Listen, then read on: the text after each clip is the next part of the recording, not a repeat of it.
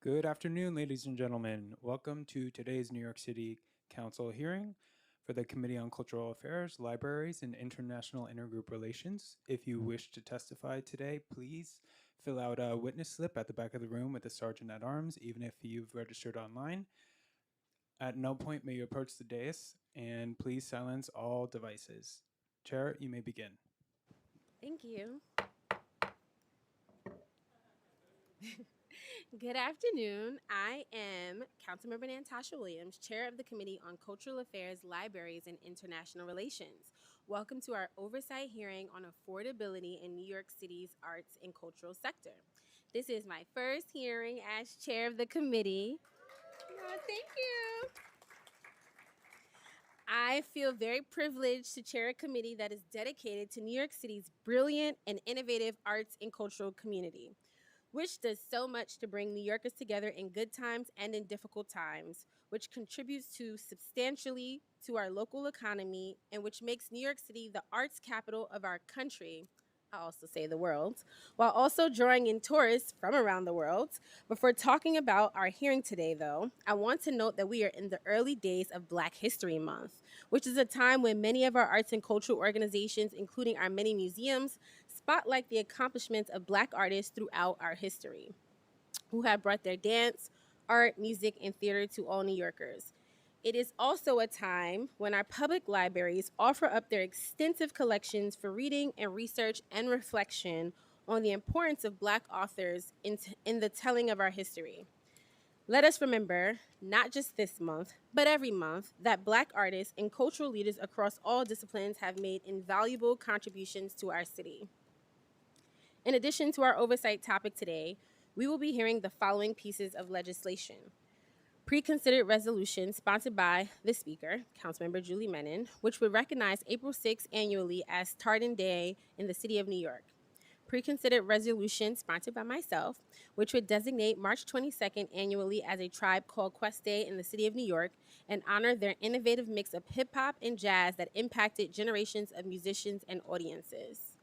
Resolution 1526, sponsored by Councilmember Joanne Ariola, which would declare July 2nd annually in the City of New York as Freedom Day to commemorate the anniversary of the vote of the Second Continental Congress to declare independence from Great Britain in 1776. And Resolution 1626, also sponsored by Councilmember Ariola, which would declare March 14th annually as Innocent 11 Remembrance Day in the City of New York in honor of those who were murdered by an anti-Italian mob in New Orleans in 1891. Let me invite Council Member. Oh, okay. So they messed up, not me. That the first one is actually sponsored by our minority leader, David Carr. And so, with that, I will first turn it over to him to speak on his resolution. Thank you, Deputy Speaker, and congratulations to you on chairing your first hearing of this committee. I look forward to many interesting and productive hearings to come. Very privileged to be introducing today's pre-considered resolution establishing April 6th annually as Tartan Day in the City of New York. This is an occasion that has long been recognized federally, and it's with good reason. Because there are many of Scott's ancestry who have been a part of this country since before the founding. They have been an integral part of our culture and our communities across the 5 boroughs and the 50 states, and have done so much to become a part of the tapestry of our great nation. Whether it was fighting alongside George Washington's patriot forces in the American Revolution, to Sam Wilson, the eponymous Uncle Sam in the War of 1812, to people who have contributed to arts and culture, like Elvis Presley and Johnny Cash, Edgar Allan Poe, James Carnegie, one of our great philanthropists, to whom we owe much in this city and beyond. And so this is definitely an occasion worth recognizing here at the New York City level. And that's why I'm proud to bring forward this resolution establishing April 6th annually as Tartan Day in the City of New York. And I encourage all my colleagues to sign on as co-sponsors. Thank you. And now I'll turn it over to Councilmember Ariola, who is joining us on Zoom to talk about her resolution. Thank you, Chair. First, I'd like to talk about Freedom Day. The 249 And a half years ago, on July 2nd, 1776, in a sweltering chamber in Philadelphia, the members of the Second Continental Congress took a vote that changed the world forever. On that day, not July 4th, as so many believe, the founding fathers declared that 13 American colonies were henceforth free and independent states. John Adams himself wrote that July 2nd would be celebrated for generations. Yet over time, that date has faded. That's why I'm asking for you to support Resolution 15 to designate July 2nd as Freedom Day in New York City. This new day does not replace July 4th, but instead it will deepen the meaning. I'd also like to acknowledge that I'm co-prime sponsor on the resolution declaring April 6th annually as Tartan Day in the city of New York, and as the proud wife of a first-generation American of Scottish descent, I'm proud to co-sponsor with the minority leader. On the intro regarding on March 14th, 1891, 11 men were dragged into the streets of New Orleans and brutally murdered before a cheering crowd. One of them, a mentally ill 28-year-old, was hanged from a lamppost and shot to death, while another man was hanged from a nearby tree. These men were either acquitted and had their trial declared a mistrial. They were not tried in a murder case and that had actually gripped the city. Despite the acquittals and mistrials, however, the forces of bigotry and hatred prevailed, and these men were murdered, and not because of any crime, but because of who they were and the fact that they were Italian.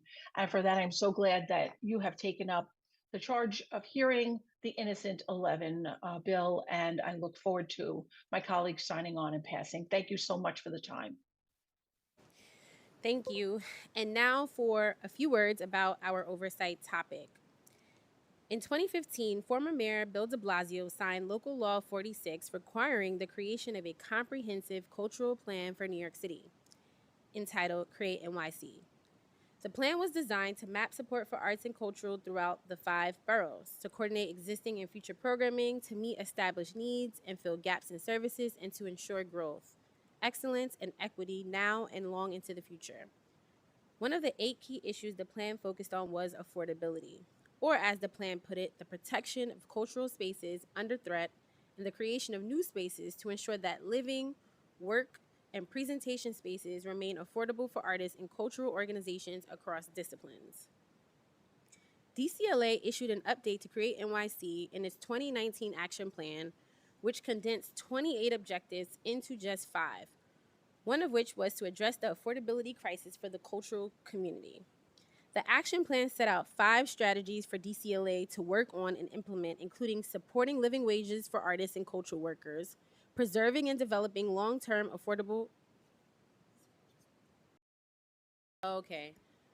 Lots of difficulties on my first hearing. The Zoom just went down, so we have to pause. So please hold. Thank you.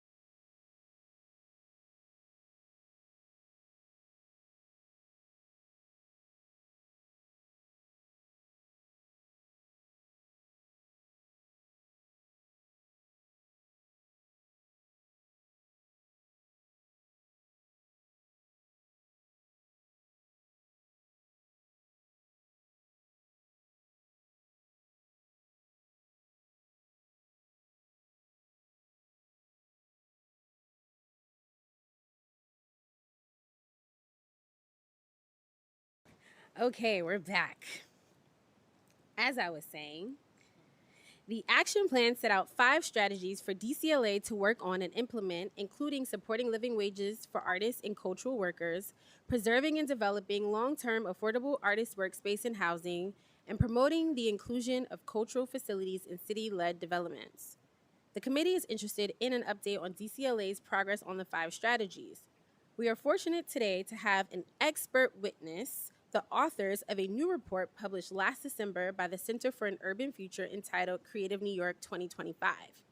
The report states that, and I quote, The creative sector's importance to the city's economy and civic life has never been greater, yet an intensifying affordability crisis has led to stagnant job growth, an exodus of artists, and a mounting challenge for the city's next generation of leaders.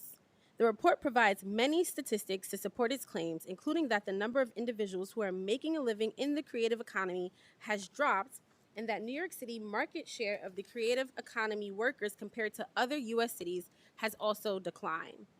While New York City's creative workers earn less nationally than their peers, after adjusting, of course, for a very high cost of living in New York City, artists of color earn still less than white artists. But it is not just individual creative workers who are facing hard times. The report notes that many nonprofit organizations in this sector are increasingly on shaky financial ground, and that almost 50 arts venues have closed since 2020. We know that nonprofits are struggling to keep afloat as costs increase and as public funding and private philanthropy decrease, because we hear that on a weekly Cultural at 3 Zoom call, which we have been attending by hundreds of leaders of nonprofit arts organizations in New York City since the beginning of the pandemic. I want to thank all of the organizers of the Cultural at 3 calls, but especially Lucy Sexton at New Yorkers for Culture and Arts for their amazing persistence. The Center for an Urban Future offers 10 policy recommendations in the report, and I look forward to discussing those recommendations in this hearing as we begin to address the affordability crisis. Now, I want to acknowledge my colleagues on the committee who are present, Councilmember Hudson, Osei, Ung, and Maloney. That's it. I'm going to turn it over to you. Oh, I would also like to thank Priyanka, my Chief of Staff, Shaki, Alejandro, Regina, and Carlina. And I would like to remind everyone that from the public who wishes to testify in person today that you must fill out an appearance card, which is located on the desk of the Sergeant at Arms at the back of the room. Please fill out the slip even if you've already registered to testify in advance. When you are called, please limit your testimony to 2 minutes, whether you are testifying in person or on Zoom. I am also going to ask my colleagues to limit their questions and comments to 5 minutes. We are ready to call Eli from the Center for an Urban Future as our first witness. And with that, I welcome you.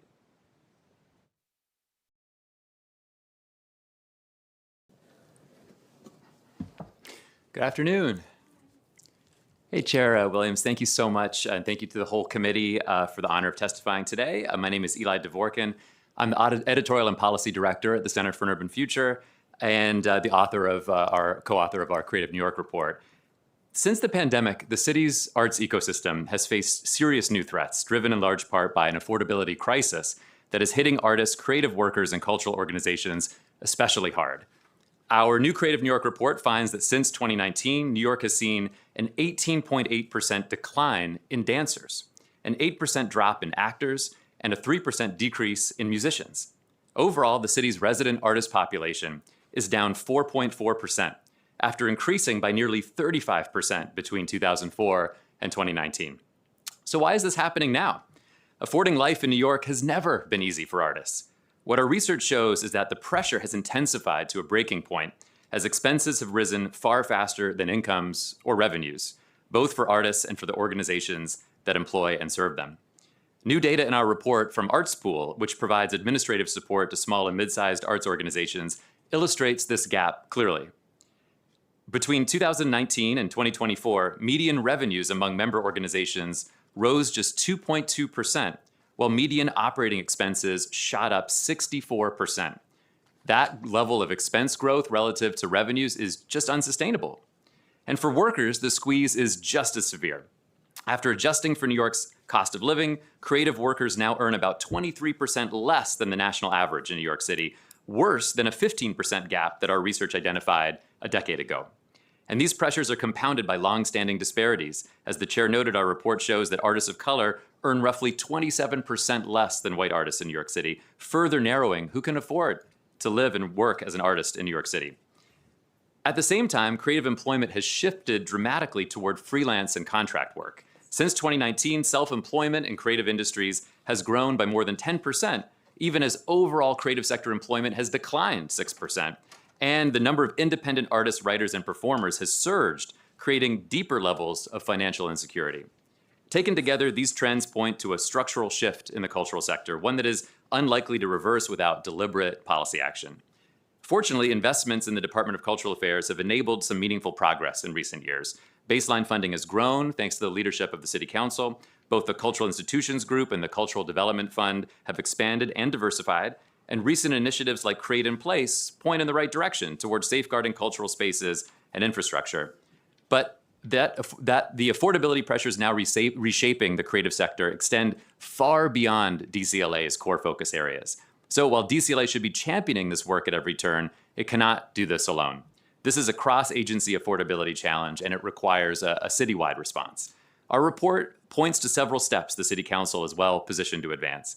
First, the City Council should advance a City of Yes for Artists package that fully integrates arts infrastructure into land use and rezoning decisions.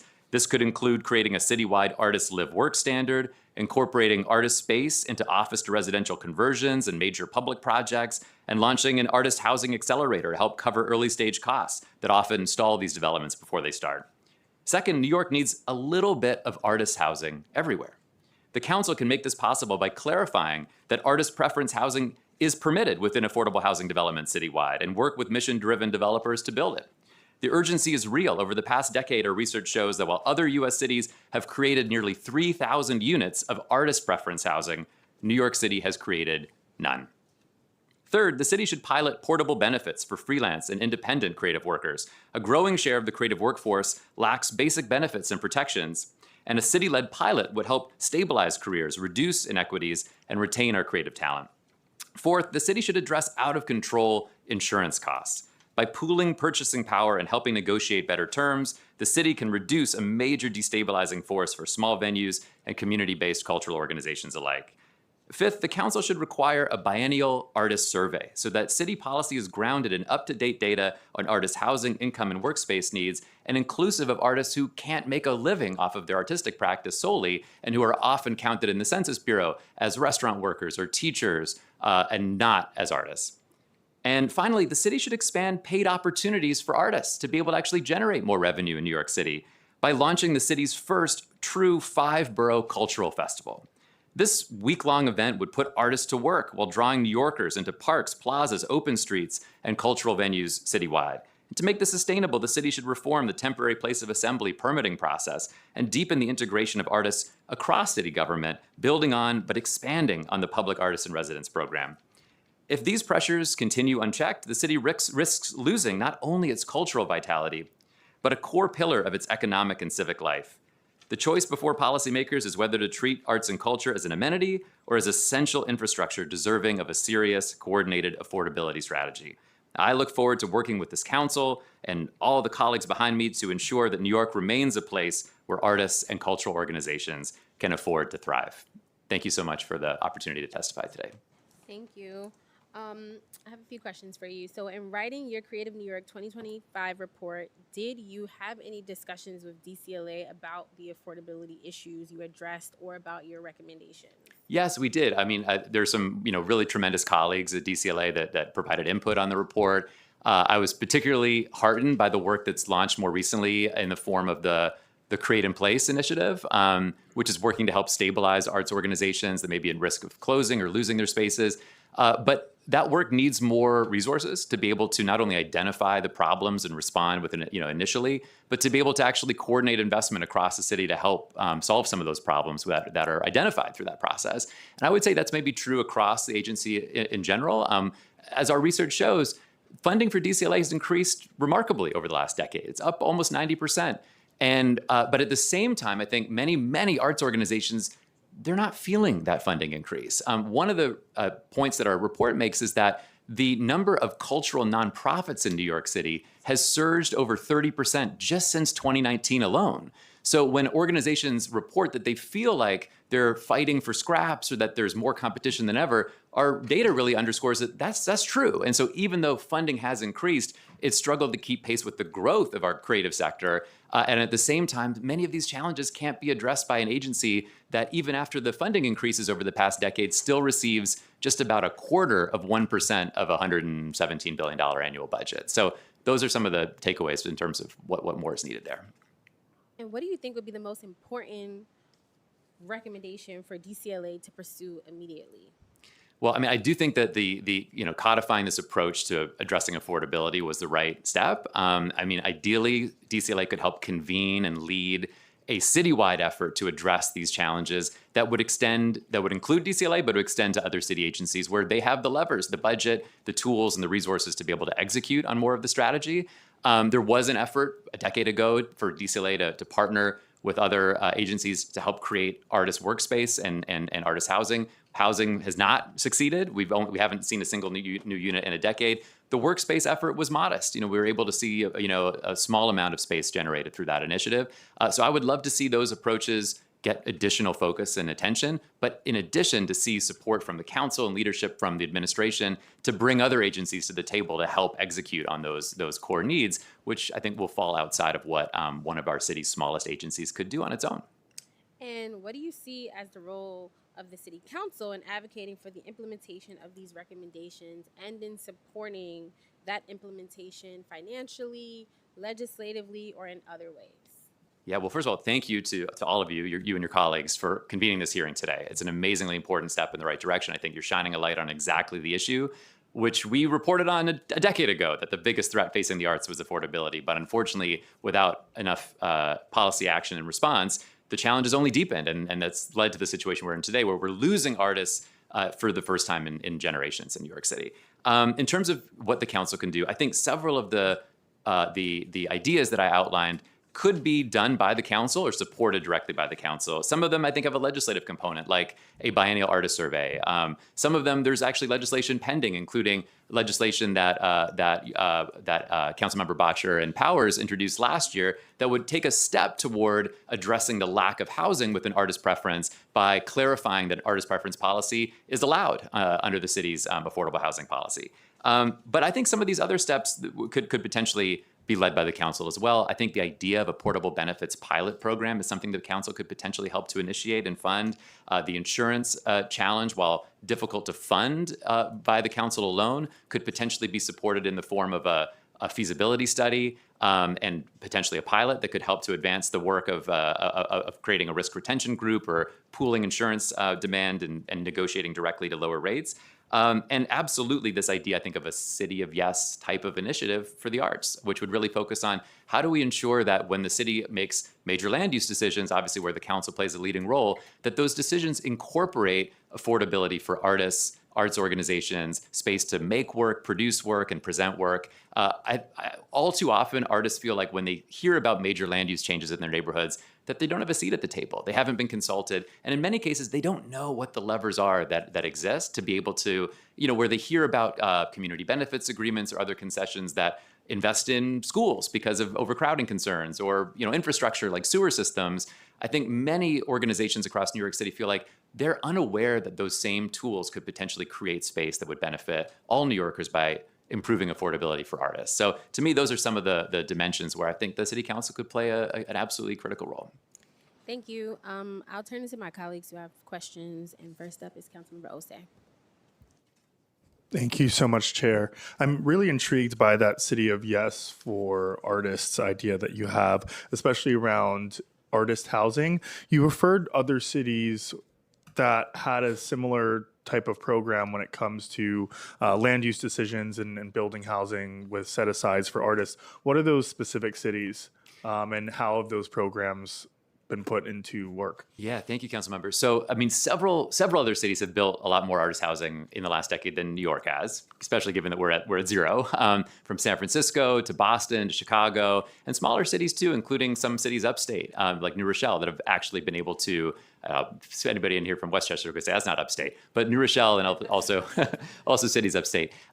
What I think typifies those projects is a couple of things. One is clarity, either at the state level or the city level, that an artist preference is allowable under their affordable housing framework. And the good news for New York City, is that New York State actually has that policy in place. The state HCR has developed a thoughtful, simple policy that provides affordable housing developers with a framework for incorporating an artist preference. And I would say one of the keystones of that policy is that the the definition of an artist is not based off of your W-2s or your 1099s. It's based off of a portfolio review that's inclusive of artists that have a meaningful, sustained artistic practice, but may not be able to pay their bills as an artist every month of the year. An artist's income is so incredibly variable, and it's only gotten more variable as more of that work has shifted to freelance employment. So those are some of the pieces that other cities have put into place.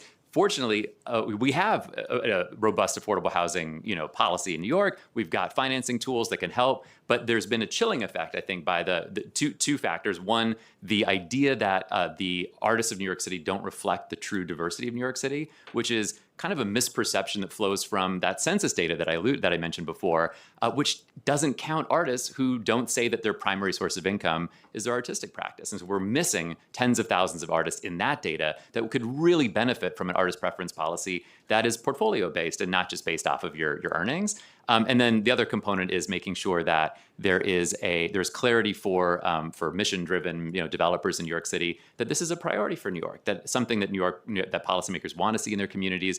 And I would argue that rather than the previous generations of affordable housing for artists that we've had in New York, and we have some of the pioneering projects in the whole nation, like Manhattan Plaza, that I don't think the solution is necessarily new all affordable housing for artist developments, but to instead integrate an artist preference into projects all over New York City so that 5% here or 10% there becomes, I think, more feasible, but also would expand the benefits of creating stability, housing stability for artists to communities across the 5 boroughs. Yeah, I think that was my next question is in the forms that you've seen artist preference take place when it comes to the conversation around housing, has it been, a citywide percentage that's been allocated towards housing for artists, or is it project by project? Is that pulled into negotiation? Yeah, it's a bit of both. I mean, some places have kind of set a clear policy goal for developing artist housing at the city level, but typically it takes place at the level of individual projects. We actually have seen probably more projects that are designed to be all artists than what we're proposing, but in part that's because not every city has the kind of robust affordable housing programs that New York City does. I think maybe the best models combine those two elements, though, where it's an artist preference that is determined through a portfolio review process, not run by government necessarily, but in many cases run by a partner organization so that the decisions aren't being made by, let's say, DCLA. They're decisions that are being made by a panel of artists that are commissioned by a nonprofit, for example. I think that's just a better, more democratic kind of distributed way to do it. And then the other component being a small artist preference everywhere rather than only seeing artist housing as unique buildings that require a major investment in just one place. And that hasn't been the case necessarily nationwide, but I think increasingly cities are recognizing that approach could be more equitable ultimately in terms of the impact, and also more doable because that means that every affordable housing project could potentially have an artist preference component rather than only a small tiny handful that have a unique 100% artist housing framework. So those are a couple of things we're seeing nationally. Thank you. Thank you so much, Councilmember. Councilmember Ung and then Councilmember Maloney.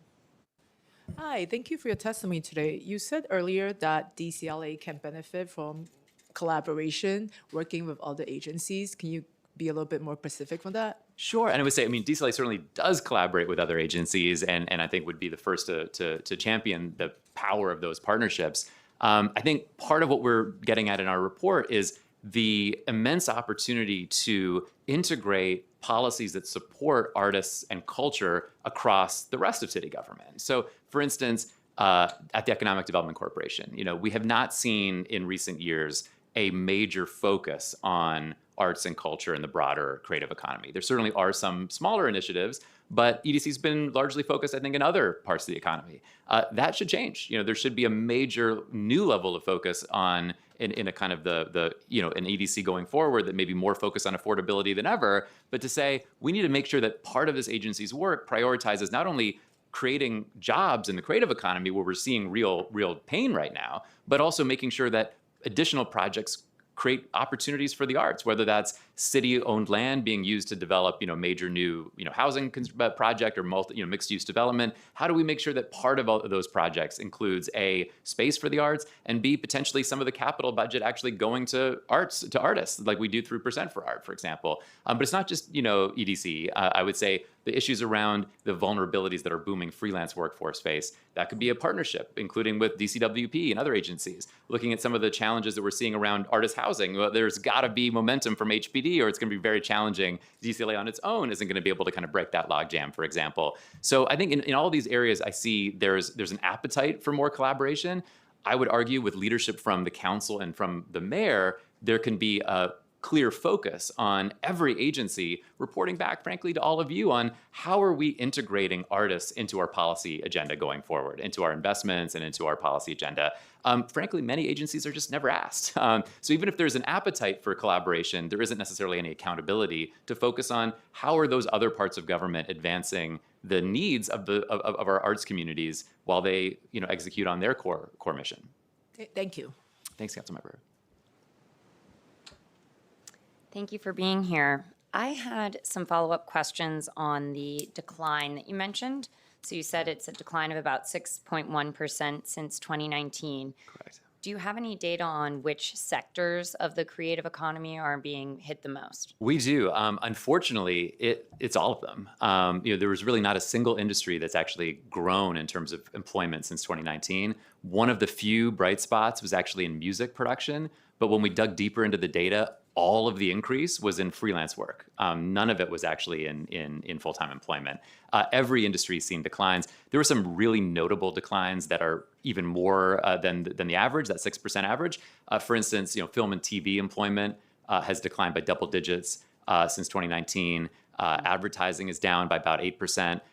Fashion employment has dropped by almost 25%, which was a really striking finding. So what we're seeing is really across the board in terms of the creative industries, not just artists, that we're seeing declines really for the first time in years. I also saw in the report that art venues are closing, and said something like 50 arts venues had closed. What does that mean for the pipeline for emerging artists and for employment opportunities?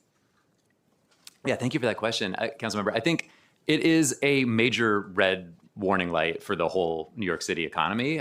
We see many of those smaller and medium-sized organizations are kind of the canaries in the coal mine in terms of the damage that we're incurring as a city due to the growing lack of affordability in the arts. And to your point of your question, absolutely, we can't have Broadway, a $13, $14 billion industry without an ecosystem of small theaters and commissioning organizations that are willing to take risks and enable artists to try new things. Ultimately, the strength of our arts ecosystem is in its grassroots. And unfortunately, this affordability crisis is hitting many of those smaller organizations especially hard. They also deal with the variability of funding, including city funding. They're in the unpredictability there. And so many of their workers are among those that are really struggling right now, unable to earn a living wage in our economy, even as the organizations that pay their salaries struggle to figure out how are we going to increase those salaries given how our expenses have risen so much faster than our revenues. So taken together, I think we're seeing damage across the ecosystem from the very large to the very small, but I'm especially concerned about the impact of this affordability crisis on small and mid-sized organizations. And you're right, that is that's the fertile soil that the rest of our creative economy depends on to pollinate and incubate new work. And so we could potentially still be a city which is accommodating to world-renowned artists who've already kind of made their name, performing their work at a very, well paid with high ticket prices, for a global audience. But our arts ecosystem can't survive off of that level of performance alone. We need to be a city that is able to incubate new work and create spaces where organizations and artists can take risks. And unfortunately, that risk taking is deeply threatened by an affordability crisis that has made it so unsustainable for those smaller organizations to operate here. Thank you. Last question is about the pandemic, that many of the artists leaving was cited as a pandemic-driven decision. What does the data show about that trend, and is it job opportunities, housing costs that has kept them from moving back? I appreciate the question in part because when we began the research process, I think one of our hypotheses was actually that we were going to see recovery from the pandemic. We were writing extensively all through 2020 and 2021 about the impact of the pandemic on artists and cultural organizations. But my hope was actually that we were going to see finally some reversion to the mean, and then the question was going to be, where do we go from there? And instead, what we actually found was we haven't recovered from the pandemic. Arguably, as the pandemic began to finally loosen its grip on New York, we saw the affordability crisis only worsen. And so much of the increase in costs in New York City has been since 2020. And as a result, where I was once hopeful that we were going to see kind of a full recovery in the performing arts in particular, but across the creative economy more broadly, instead we've seen quite the opposite. And none of these industries are on the trajectory to return to their level of employment that we saw in 2019 anytime soon. So that's sort of the overall takeaway. In terms of where did artists and creative workers go, I think that's part of the risk that New York faces in this very moment, which is that, for years we've been hearing about artists potentially leaving New York for greener pastures, cheaper pastures, frankly, whether that's Baltimore or Mexico City or Berlin. And first of all, many New Yorkers or artists don't have the flexibility to leave New York. They're here, they want to be here, they don't have opportunities necessarily to leave, and they feel increasingly squeezed. But at the same time, I think what we saw previously was the sense that there was always an argument. Look, New York's been an incredibly expensive city to be an artist for decades. It's not new, but the opportunities couldn't possibly match up elsewhere. So sure, you could go to another US city and live a life that's cheaper, in a lot of ways easier, but you wouldn't have the creativity, the interconnectedness of the creative ecosystem in New York City, and you'd miss that, and you'd miss the opportunities here. And ultimately, that felt like there was still a value proposition there that could keep artists in New York, because even if it was incredibly expensive here, and only increasingly so, the opportunities were incomparable. Well, one of the things our research shows is that that is starting to shift. Now, New York City still has the largest creative economy in the nation, and we should be proud of that and do everything we can to hold on to that. But we've seen that the share of all US employment in the creative industries in New York City has declined for the first time in decades, down to 8.6% from over 9% just a few years ago.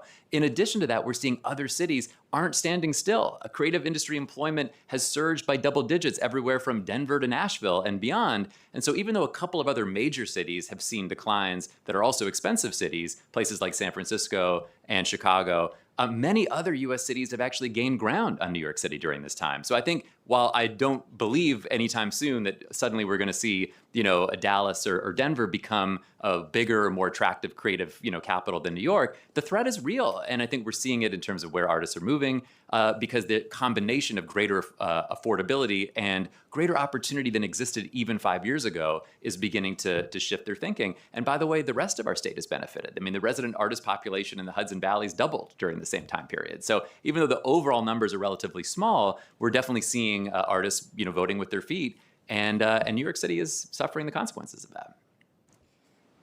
Thank you. Thank you so much for joining us. I know I personally appreciate the thoroughness, and I consider myself wonky. So I appreciate all the data that you all have put together to make this analysis. And we look forward to working with you and others in the room to really try to address this crisis. Well, thank you so much, Deputy Speaker. And also, I shouldn't mention this earlier, but full support for Tribe Called Quest Day. I wore out my cassette tape. I'm old enough to have one of the Low End Theory. So very much appreciate your efforts there. Thank you. Thank you all so much. Thank you. And yes, some great artists come from the 27th Council District. Tribe Called Quest being one.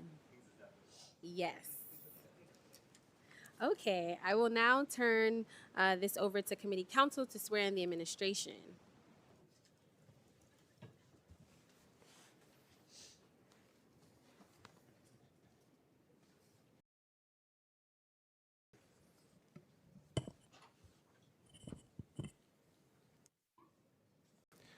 Give the chair just 1 minute.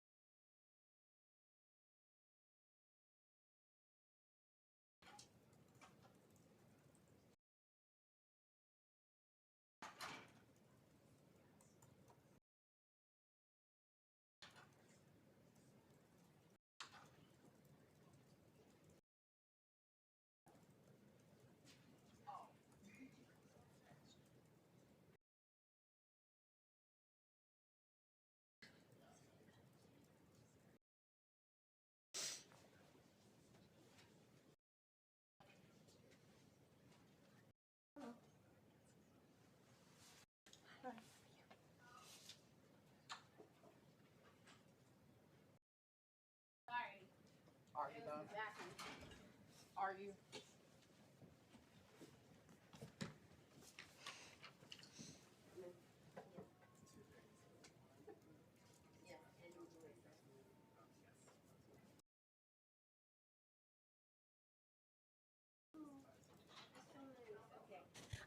Thank you for your patience. I want to acknowledge that Councilmember Lewis has joined us over Zoom, and Councilmember Stevens has also joined us. Hi. Good morning. Now, in accordance with the rules of the council, I will administer the affirmation to the witnesses from the mayoral administration. I will call on each of you individually for a response. Please raise your right hands. Do you affirm to tell the truth, the whole truth, and nothing but the truth before this committee and to respond honestly to council member questions? Audrey St. Clair. I do. Lance Pallavi. I do. Thank you. You may begin your testimony. Good afternoon, Chair Williams and members of the committee. I am Audrey St. Clair, Assistant Commissioner for Program Services at the Department of Cultural Affairs. I thank you for the opportunity to testify on today's topic, affordability in New York City's arts and cultural sector. I am joined today by DCLA's General Counsel, Lance Pallavi, and other colleagues from the agency. Even before the COVID-19 pandemic, our city's cultural community faced tremendous challenges related to the affordability crisis. Real estate that was affordable and easy to come by was already a distant memory. Working artists, who are often double rent burdened by paying for both housing and studios, were constantly in search of space they could work, create, and present in. All too often, cultural spaces closed for good. Artists left the city or stopped practicing their work so they could make their monthly rent. The warning signs were already flashing red when the pandemic hit, and all of these problems were only made worse by its widespread and unprecedented impacts. Organizations that had found a way to be nimble and stay open suddenly had to shutter indefinitely. Artists began to leave the city in greater numbers, a trend borne out by the Center for an Urban Future's new report. And our creative sector, which is so crucial to what makes our city vibrant, dynamic, and welcoming, was pushed to the brink. Only the massive aid programs rolled out throughout the pandemic, along with the remarkable work, sacrifice, and commitment of our cultural community, saved our creative sector from disaster. Nonprofit venues received federal aid through programs like the SVOG, and the city launched programs like City Artist Corps to support working artists, also with federal aid. But even as the most acute impacts of the pandemic faded, the affordability crisis has only intensified. Groups are struggling to attract the same audiences they did pre-pandemic. Federal aid has dried up, federal arts funding is at risk, and private philanthropy is shifting its focus. We're proud that city support for culture has remained robust throughout these challenging times. But as the Center for an Urban Futures report states, DCLA alone cannot address the tremendous challenges our sector is facing.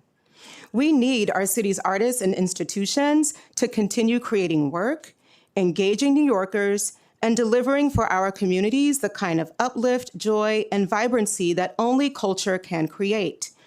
But it's going to take collaboration across a wide range of sectors to offer the support our cultural community needs to thrive. Through DCLA support for cultural programming, institutions, capital needs, and more, we've been able to partner with a wide range of communities to ensure that access to the arts remains a right, not a privilege for New Yorkers. We support affordability in the cultural sector from every angle, offering major support for cultural organizations so they can continue delivering services to New Yorkers. Through our record high investments through DCLA, we're also funding access, affordability, and subsidized programs so that New Yorkers can engage with and experience our unparalleled cultural assets. The Cultural Development Fund, which I oversee at DCLA, provides grant funding to approximately 1,100 cultural nonprofits each year.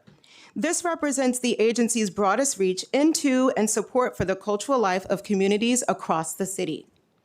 And affordability is baked into the CDF process. The first criterion our CDF panelists use to evaluate applications is public service and impact, which looks at whether an organization provides programming with consideration toward accessibility, affordability, and equity. Evidence may include, among other things, reduced financial barriers with relative affordability by using discount programs, scholarships, sliding scale prices, or other subsidies. As a result, CDF is a major driver of cultural affordability and accessibility across the 5 boroughs. In the latest cycle, 96% of all CDF grantees are either offering their programs free of charge or offering some kind of discount to make the activity more financially accessible. 40% of grantees do not charge for their services at all.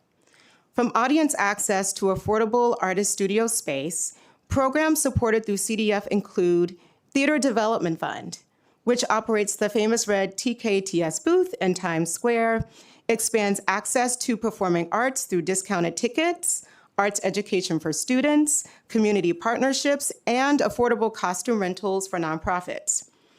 Bronx Art Space supports Bronx-based artists through paid residencies and provides free drop-in community art classes, fostering hands-on creative engagement for all ages. International Studio and Curatorial Program offers subsidized studio space and professional development to New York-based artists. Maker Park Radio operates a free community radio station offering training, resources, and public programming that amplifies Staten Island's local arts and culture. Octavia Project engages Brooklyn teens in free 5-week summer programs using science fiction, writing, and technology to build confidence and leadership skills. Cool Culture provides free cultural access passes and programming to tens of thousands of underrepresented families with young children across NYC. Dance Entropy operates Green Space, offering affordable 24/7 studio rentals accessible to artists across all movement disciplines. New 42nd Street partners with NYCHA to provide free tickets to New Victory Theater performances for public housing residents. Upbeat NYC delivers free bilingual after-school and summer music education to South Bronx youth through long-term skill-based instruction. And this year, we've also maintained a 15% increase in funding for the local arts councils in each borough, funding that goes to hundreds of individual artists, collectives, and small nonprofits across the city. Through the agency's relationship with the 39 members of the Cultural Institutions Group, we further affordability and access for both visitors and artists alike. Last year, DCLA worked with the American Museum of Natural History and the Human Resources Administration to create a new free membership program for SNAP recipients. While New Yorkers can access AM&H with suggested admission, the new membership opens opportunities for audiences to experience the full breadth of the museum's offerings, including special exhibitions free of charge. This year, MoMA PS1 announced it had received private funding to offer free admission to all visitors. Other members of the CIG offer free or suggested admission at various times. The Bronx Museum is entirely free. The Met Museum offers suggested admission to city residents, and places like the New York Aquarium offer free admission at regular times throughout the week. One of our newest CIG members, the Louis Armstrong House Museum in Queens, recently partnered with the mayor to announce free tours for Black History Month, which took place this past weekend. In addition to these efforts to welcome as many New Yorkers as possible, the CIG has a number of programs aimed at creating affordable opportunities for artists to work and create. Flushing Town Hall offers free use of their space to support new, emerging, and mid-career performance artists to develop projects. BAM's Professional Development Program provides professional development training and deeply discounted subsidized theater and rehearsal studio rental to nonprofit Brooklyn arts organizations. New York City Center offers subsidized studio space for nonprofit dance and music rehearsals. The Jamaica Center for Arts and Learning and Snug Harbor Cultural Center both offer discounted rehearsal spaces, residencies, and studio spaces. Through the agency's capital program and in partnership with our fellow agencies, DCLA has also made major strides in integrating arts organizations into city-led developments.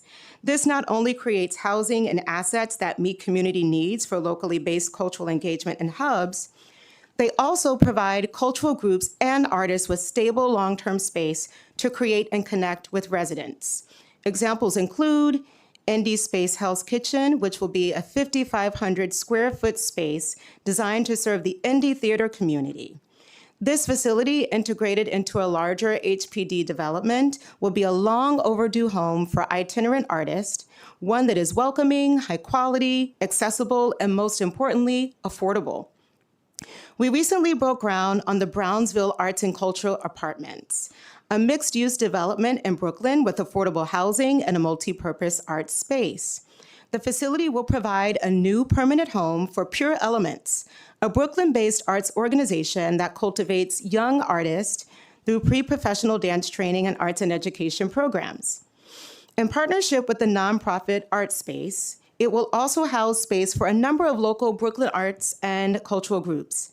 Affordable and accessible cultural space for the People's Theater, 651 Arts, Belongo, and more are also in development or recently opened. DCLA's beloved Materials for the Arts program has been a huge resource for cultural groups and arts educators since it was established in 1978. MFTA has 5,000 member organizations across the 5 boroughs, including arts nonprofits, public schools, and city agencies who receive materials free of charge that allow them to stretch budgets and offer free and affordable arts programming to New Yorkers across the city. In just the last month, MFTA has provided nearly $240,000 worth of free supplies to member organizations. Groups received an average just over $500 in free supplies per visit. This translates directly into organizations and educators who can bring low-cost and free cultural programming to communities across the city. A few examples of MFTA donations from just last month include Gibney Dance picked up a baby ground piano for their rehearsal spaces. The New York Latin American Art Triennial received a singer sewing machine for their fiber arts creative projects. Triskelion Arts, a small Brooklyn performance space, acquired cast-off carpet from the Pace Gallery in Manhattan. The Brooklyn Academy of Music got a cache of bright red fabric from a pop-up store in Midtown and reused it in a sold-out event as part of the Next Wave Festival. When it comes to giving artists and arts workers the materials they need to create programs that are affordable and accessible, MFTA has a tremendous impact. A newer program at DCLA that was launched specifically to help smaller organizations and creative businesses navigate the affordability crisis is NYC Create in Place. Launched in December 2024, Create in Place serves as a centralized support system focused on cultural real estate and infrastructure, offering technical assistance, interagency coordination, and public resources to help cultural nonprofits and creative small businesses stabilize, access, and expand space. To date, Create in Place has provided support for more than 80 organizations across all 5 boroughs, expanded collaboration among 16 city agencies, and successful interventions. These include playing a key role in preserving the Wild Project on the Lower East Side, which purchased its longtime home thanks in part to support from Create in Place. Following the successful effort to safeguard the Wild Project's home, Governor Hochul announced the creation of the NY Spaces program, investing $10 million to support similar efforts to safeguard art spaces statewide.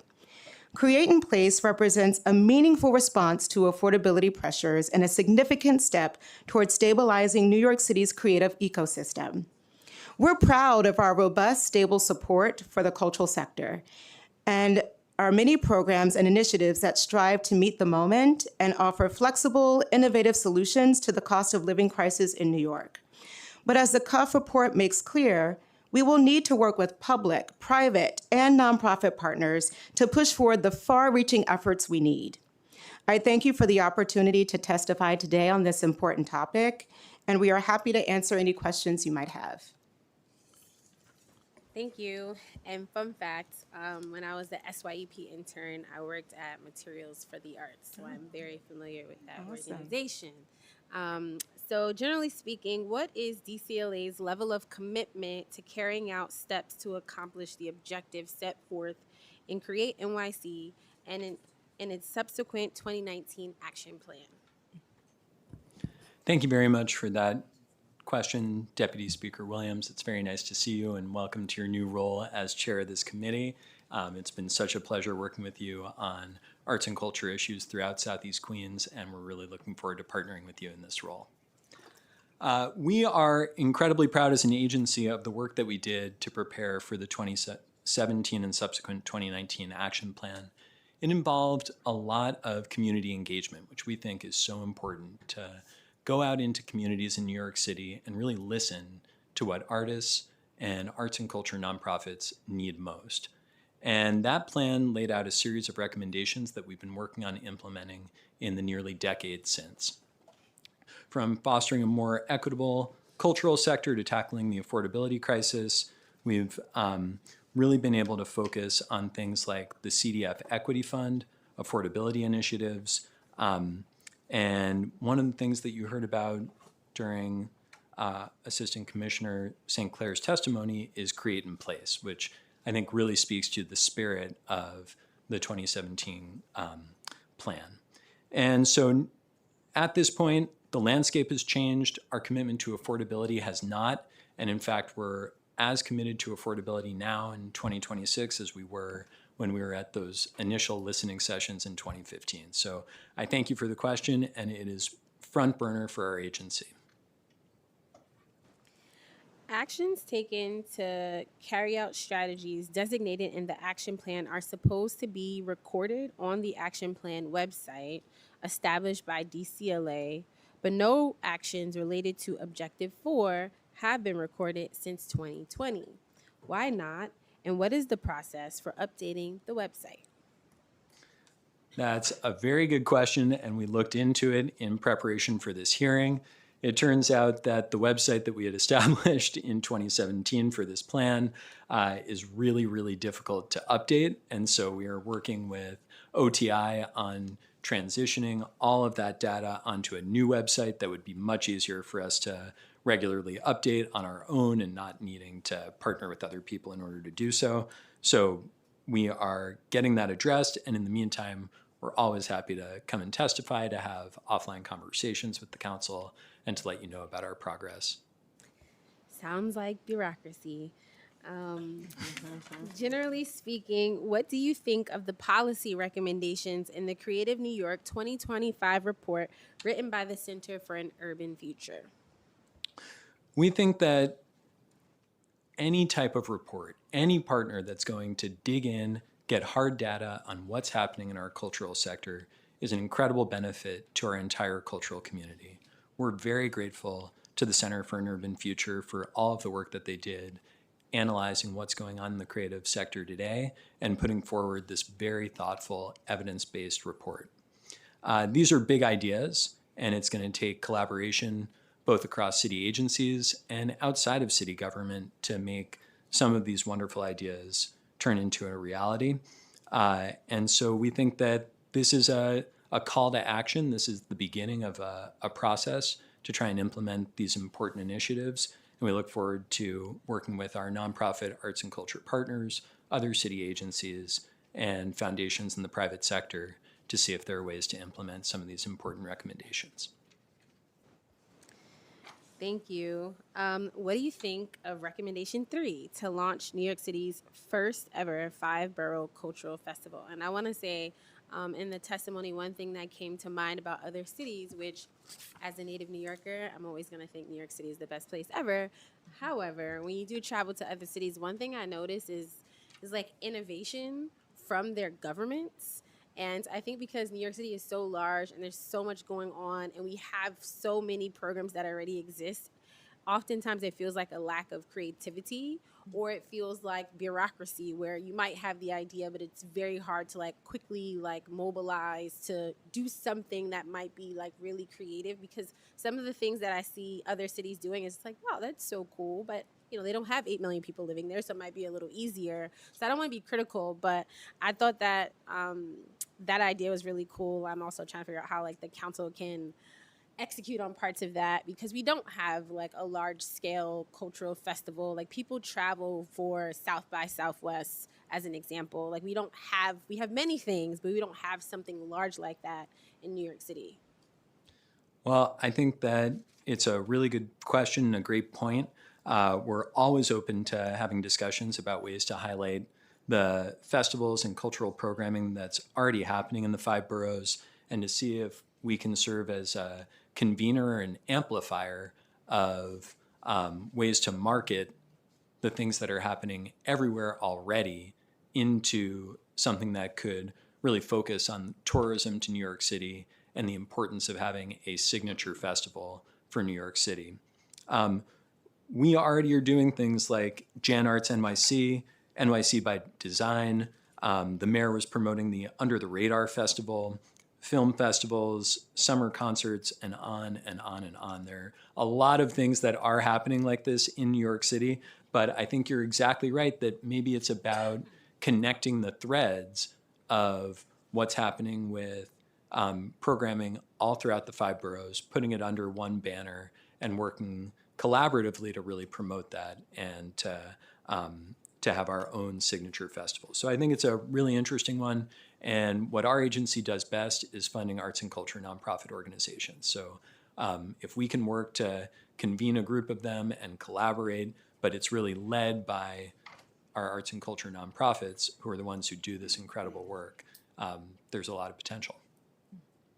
Yeah, I mean, there's so much going on in New York City at any given time, and so I don't think it's like a lack of things going on. It certainly just feels like a lack of intentionality around like a central event or series of events that take place. I'm just thinking, I remember reading some reports on Coachella, right? And I know this is like a music festival, which is very specific to music, and we're talking about something that's a little bit more broad, but the way that the city like invested in like building out the infrastructure to support Coachella is like something that should be studied. And so I don't really see us doing that at a high level. So like obviously we want to work with the organizations, or we want to work with even like private sector folks that can really have the resources to bring it together. But I think where it seems like New York City is lacking is creating the environment or the incentive or the opportunity for something like that to exist here. And I definitely think that's an opportunity for us, because people want to come to New York, and I feel like we make it difficult. When I think about doing stuff in the parks, I know you guys are not Parks Department, but like the Parks Department is a nightmare to do things. Like we make it very complicated for people to do these types of things. So I would love to see us as a collective city do better about like making it easy and actually giving carrots, incentivizing people to want to do something like this. What do you think of recommendation 8, embedding artists across city government through a major expansion of DCLA's public artists in residence program and the addition of full-time artist positions in major New York City agencies? That is a very good question. I will address that one, but to just get back to the point that you made, I do want to note that we have been hosting more large music festivals, and one really good example coming from Queens, which I know is near and dear to you, are some of the improvements that have been made to Flushing Meadows Corona Park to be able to support really large multi-thousand person music festivals in the park. And that when you make investments for a big festival like that, you're also improving public space for the community 12 months out of the year. And so we are really supportive of the work that is already happening. And this administration is really focused on cutting red tape. It's been one of the major initiatives of the mayor is to look for ways to cut red tape to do big things here in New York City. So I think we're going to find a lot of ways to partner there. And I wanted to make sure to note that. In terms of embedding artists across city government, for over 10 years, we've had a program called PAIR that does exactly that, picks artists and puts them in residence in city agencies.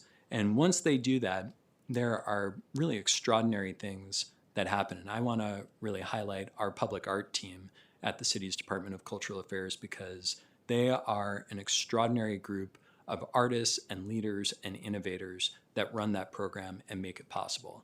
And they find these gems, these absolutely phenomenal artists that spend time learning about city agencies, creating art that speaks to the work that they do, and that makes it really accessible to the public. So we are thrilled about the PAIR program. We celebrate the PAIR program. We would love to continue working on ways to expand PAIR. And so I think it was a great recommendation in the report, and we're going to continue looking for ways to amplify what is already happening at PAIR. And yes, I went to a festival this summer at the park. My sneakers are done, but it was a good time. What can the city council do to support the DCLA in implementing these recommendations? Same question, financially, legislatively, or in other ways? Because I do think it's about partnering. So we'd love to know if you have any thoughts on how we can be helpful in the council. I mean, one of the wonderful things is just how collaborative the city's Department of Cultural Affairs and the council have been over many, many years. And that happens every year during the budget cycle, where we are working together to promote arts and culture. It happens in city council initiatives that create free programming throughout the 5 boroughs for arts and culture. It really resonates. And in all of the legislation that you passed 2 bills in the last term, all about the city canvas program, which puts art on scaffolding. And that program has been able to do so much more because of the legislation that you passed. And so I think that there are going to be many more opportunities for additional legislation. We are tracking and looking forward to getting updates about the artist housing bill that was introduced last term that will be reintroduced this term, and to see what happens to that bill. And so I think it will continue to be about legislation and funding and working together to achieve really big things to help support our arts and culture sector, who is struggling so much these days. And I think everything we can do in and out of government to support them is critical to the thriving of the sector. Thank you. Do my colleagues have any questions?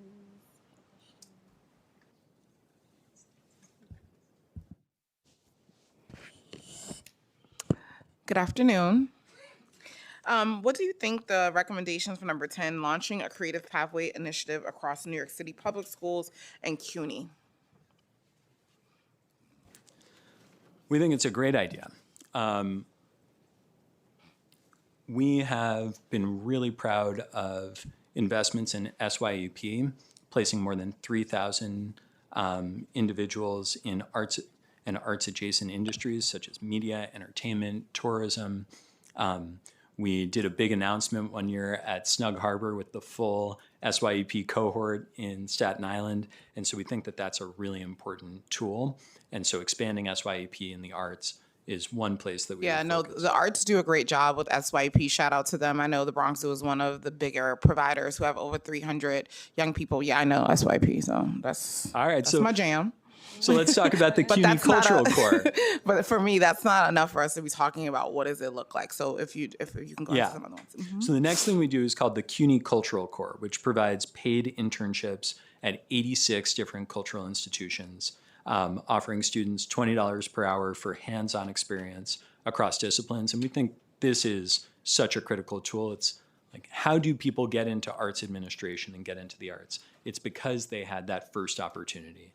So we've been doing the CUNY Cultural Core for several years now, and we think that it is pivotal to the future of developing the next core of leadership in the arts. Yeah, that's something that I know that I've had a number of conversations with the CGIs about, is like, what does it look like to make sure that we have a diversified, not just in the workforce, but in the leadership, because that doesn't necessarily is reflective. And so what, like, other than that, what else are you doing to kind of make sure that even leadership in these institutions have diversity at the management level and not just, the workforce and admin work? Well, for the CIGs, one tool that we used was that we now mandate that CIGs produce a DEI action plan. And so they have all been working on those. That's several years old at this point. And that is one way that we partner with them on exactly that initiative. They've been thinking a lot about diversity in their boards, diversity in their leadership. And so I think that their goals are heavily aligned with exactly what you're asking.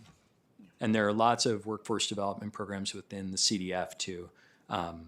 We support programs that reduce economic barriers, build skills, expand access. So in sort of all of the areas of our agency, we're thinking about that workforce development. We think about our public art program and these original commissions in places including Roy Wilkins Park. We are always trying to select community-based artists who maybe haven't gotten an enormous commission yet, but have shown incredible promise. And that's a way of them getting a % for art commission, and that hopefully helping to launch lots of other commissions once they see the incredible work of these artists. And as you were talking, I was thinking too, and even thinking about when you were talking about SYEP, are there any other ways? Because I know, like, obviously that is where a bulk of the young people are coming in. But when we're thinking about other pathways, how are we getting young people excited about being in those fields? Because I like to say all the time, young people don't know what they don't know. And sometimes exposure is important. So what are you guys doing to expose them to the many jobs that are in art and not just the front-facing ones? Yeah, and that doesn't get done through just the SYEP program. So what are you guys doing around that? No, absolutely not. I mean, another thing that actually the council really does is through your member items. There are a lot of council members that are sponsoring field trips to these cultural institutions, and they're getting really specific guided tours to help walk them through what these places are about, what they can find there, get them excited about the work that happens. And that's sort of the hope of a pipeline. Maybe you go on a field trip to the American Museum of Natural History when you're in elementary school, and then you revisit and you get to go to the New York Botanical Garden when you're in middle school, and you're seeing more and more of these institutions, you're learning more, the tours are appropriate for your age group, and that you're hopefully getting excited so that when you get to SYEP age, you want to choose one of those cultural internships because you want to be a part of the program, you want to do more of what they're doing. Yeah, I would love for you you guys to think about a more holistic approach, because yes, a tour is nice, and again you kind of see the front facing stuff but not some of the back end stuff. So how do we then promote other things like curators and things like that young people wouldn't know from just going to a tour or even working in these institutions? And I think part of the work to make their jobs easier is to figure out how do we as a government then promote those things and highlight those things in creative and interesting ways. And so thank you. I think that's my time. That's such an aggressive all right. No, it's okay. Thank you, Councilmember Stevens. That's all. Thank you so much. I know we have so many groups that have signed up, and not that I don't love the agency, but would love to hear from all the people who have been very patiently waiting to testify, and I look forward to working with you, Lance, and Deputy Commissioner on how to advance arts and culture in our city.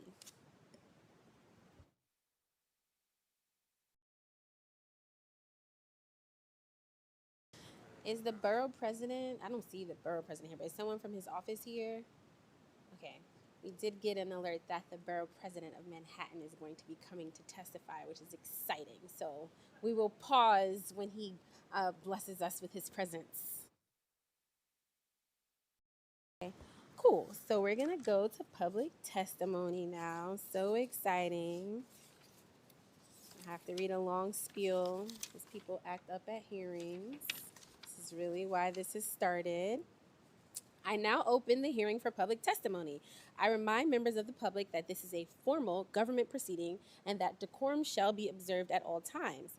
As such, members of the public shall remain silent at all times. The witness table is reserved for people who wish to testify. No video recording or photography is allowed from the witness table. Further, members of the public may not present audio or video recordings as testimony, but may submit transcripts of such recordings to the Sergeant at Arms for inclusion in the hearing record. If you wish to speak at today's hearing, please fill out the appearance card with the Sergeant at Arms. If you have not already done so and want to be please wait to be recognized. When recognized, you'll have 2 minutes to speak on today's hearing topic, affordability in New York City's art and cultural sector. If you have a written statement or additional written testimony you wish to submit for record, please provide a copy of that testimony to the Sergeant at Arms. And I will now call the first panel, which is Chris, David, and Leah. This is a big panel. And Clement. Is it Clement or Clemente? Correct me when you speak, because I want to make sure I'm saying people's names correctly. And Aaron. Bronx, Brooklyn. Nobody from Queens. That's crazy.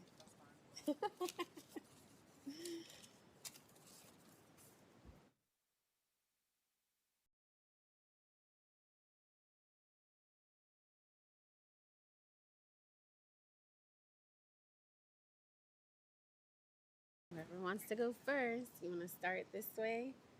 Hi. How are you? I'm good. Thank you.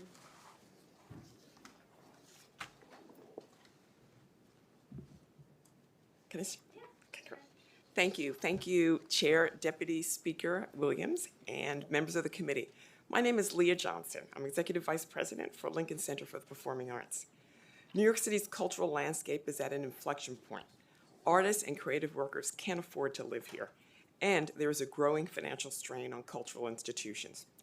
To ensure the city remains the world's creative capital, we must address arts and culture as a non-negotiable investment in public infrastructure. Cultural organizations and the creative workforce are at the beating heart of our city. Annually, this sector generates $110 billion in economic activity, 13% of the city's economy. In 2024, the Lincoln Center campus alone contributed $4.5 billion in economic impact, welcoming 4.2 million visitors. For every dollar invested in the arts, there is a $3 return to our economy. To maintain the cultural vibrancy of New York City, we must provide affordable access to the arts for all New Yorkers, make it possible for artists to live and work here, and sustain the organizations that connect audiences with the arts. At Lincoln Center for the Performing Arts, we believe artists carry us forward and everyone deserves access to transformational arts experiences. We are committed to free and low-cost access to the arts for all New Yorkers. Last fiscal year, there were over 500 free performances at Lincoln Center campus. During our Summer for the City season alone, we welcomed 600,000 visitors over a 9-week, all-free and Choose What You Pay festival. Providing artists with space and support to hone their craft, experiment by offering multiple fellowships and full-time artist in residence programs, and partnering with fellow arts organizations and civic leaders to devise innovative solutions to our most pressing challenges. Without bold and creative solutions, we risk losing the artists and arts organizations that make New York City the culture center of the universe. Arts and culture is not a luxury, it's a human right. Thank you. And I'm sad about Winston. So are you guys gonna rename Jazz at Lincoln Center on behalf of him or something? What are you guys gonna do? Well, we're gonna find the next generation That's true. of Fair. amazing But he jazz founded musicians. He did. But it's time. So we can find the next, and he's been cultivating a lot of people. So. Okay. Chris? Thank you, Deputy Speaker, members of the committee. My name is Chris Dorsimi, Director for Government Community Affairs for the Wildlife Conservation Society and a member of the Cultural Institutions Group. The Wildlife Conservation Society operates the Bronx Zoo, New York Aquarium, Central Park Zoo, Queens Zoo, and Prospect Park Zoo. While our mission advances global wildlife conservation, our impact here at home is just as critical. Our parks are essential community resources, particularly in neighborhoods that have historically faced barriers to access and opportunity. In the last year alone, 69% of New York City residents who visited the Bronx Zoo, more than 500,000 people, did so for free or at a discounted rate. A cornerstone of this work is our Community Access Program, which provides complimentary access for seniors, young people, individuals with disabilities, individuals experiencing homelessness, and community-based organizations. Through partnerships with city agencies and local nonprofits, WCS has distributed more than 30,000 free tickets and hosted community days that included education activities, meals, and family programming in 2025 alone. These efforts ensure that New Yorkers can experience and benefit from the city's cultural assets, regardless of income. In addition to CAP, we offer multiple pathways for free or reduced access for New York City residents and special populations.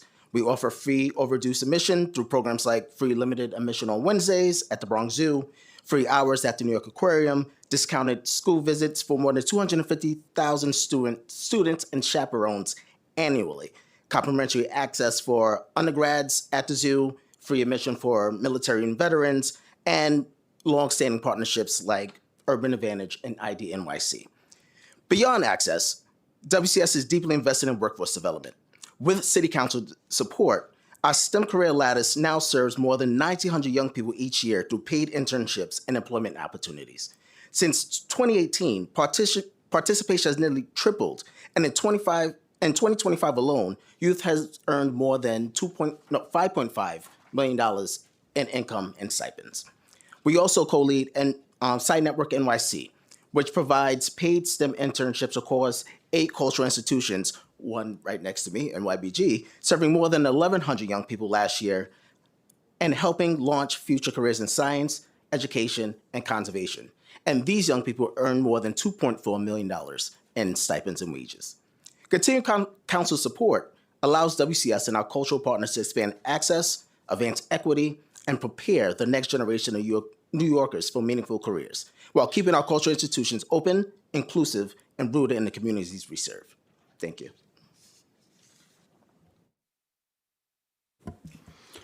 Good afternoon, Madam Chair. I heard you recognize that there was not a Queens organization here, but I am proud to say that we are featuring partnership with Mr. Flower Fantastic right now, who is a Jamaica native and grew up there, and so he's featured at NYBG right now, so I won't try to represent him, but I just wanted to give him a shot. Very cool. I am Aaron Boschka, Vice President of Government and Community Relations at New York Botanical Garden. I'm also the Bronx Vice Chair of the Cultural Institutions Group. My sincere thanks and appreciation to you, Chair Williams, especially as your appointment of Chair of this committee and as Deputy Speaker. I'm sure this is a synergy that will benefit the community in ways that we have yet to even imagine, so congratulations on that. NYBG has been connecting people, plants, and the planet since 1891. We're rooted in the cultural fabric of New York City, from the heart of the Bronx, the city's greenest borough.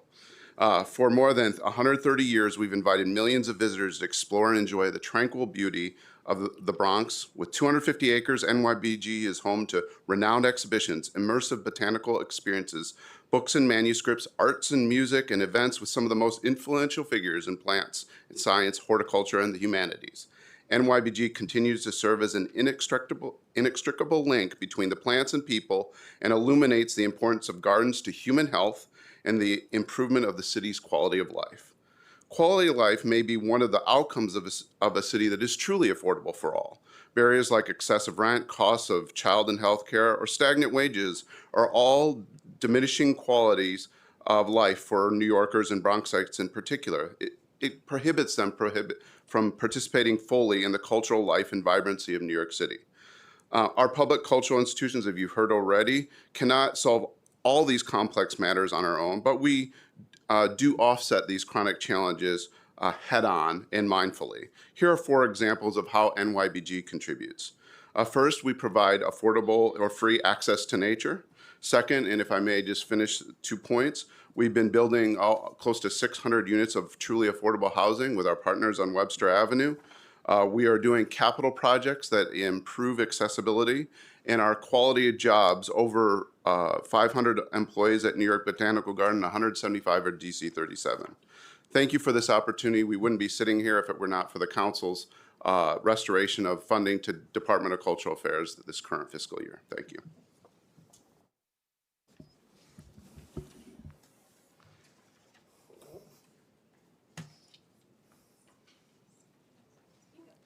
Dr. Williams, Councilmember Stevens, I'm David Freudenthal from Carnegie Hall. Thanks for the opportunity. The Council for Urban Future's fantastic report has a focus on the individuals that are facing this crisis. And we have, with my colleagues here, a perspective of the institutions and our role in this, in supporting the arts and ensuring making arts happen and ensuring it's accessible and affordable to New Yorkers. Carnegie Hall believes deeply in that work. And in addition to our hundreds of concerts each year, we have a deep commitment to our city schools, our work in justice spaces, in early childhood, in mental health. It is most of which is free or very, very low cost. A great example is our citywide program. 40,000 New Yorkers participate in these free concerts every year. There are lots of fantastic programs that happen across New York City. The council supports the B-Side, which is our workforce development program. The support from the city through cultural affairs, through the city council, is the way that organizations like this one, like my colleagues here, are able to provide these free and low-cost services to New Yorkers. Your funding is, it cannot be taken out of the equation, not that you would suggest otherwise, but to understand the good that it does and enables those extraordinary programs that this organization, my colleagues here, and all of the many ones you're going to hear after us that do every day for New Yorkers. Thank you for your time and consideration.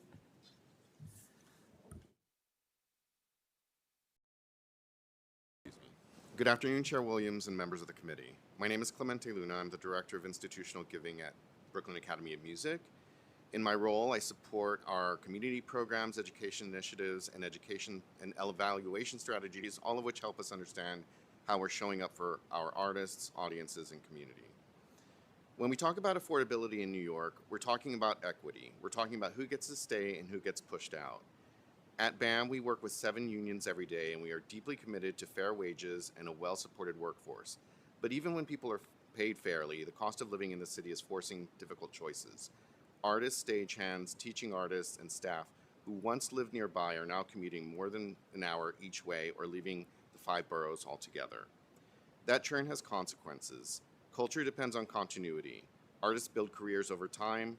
Institutions build trust over decades. Audiences grow through repeated encounters. When affordability breaks that continuity, the impact is lasting. This matters because arts and culture is not a marginal sector in New York City. Culture is part of our economic power and civic infrastructure. Today, the city's creative and cultural industries employ more than 326,000 New Yorkers across the 5 boroughs. Before the pandemic, the sector generated roughly $110 billion in economic impact and supported about $30 billion in wages. Nearly 6 years since the pandemic began, the sector remains about 6% below pre-pandemic employment levels, with particularly sharp losses among dancers, actors, and musicians, the very artists whose careers depend on proximity and community.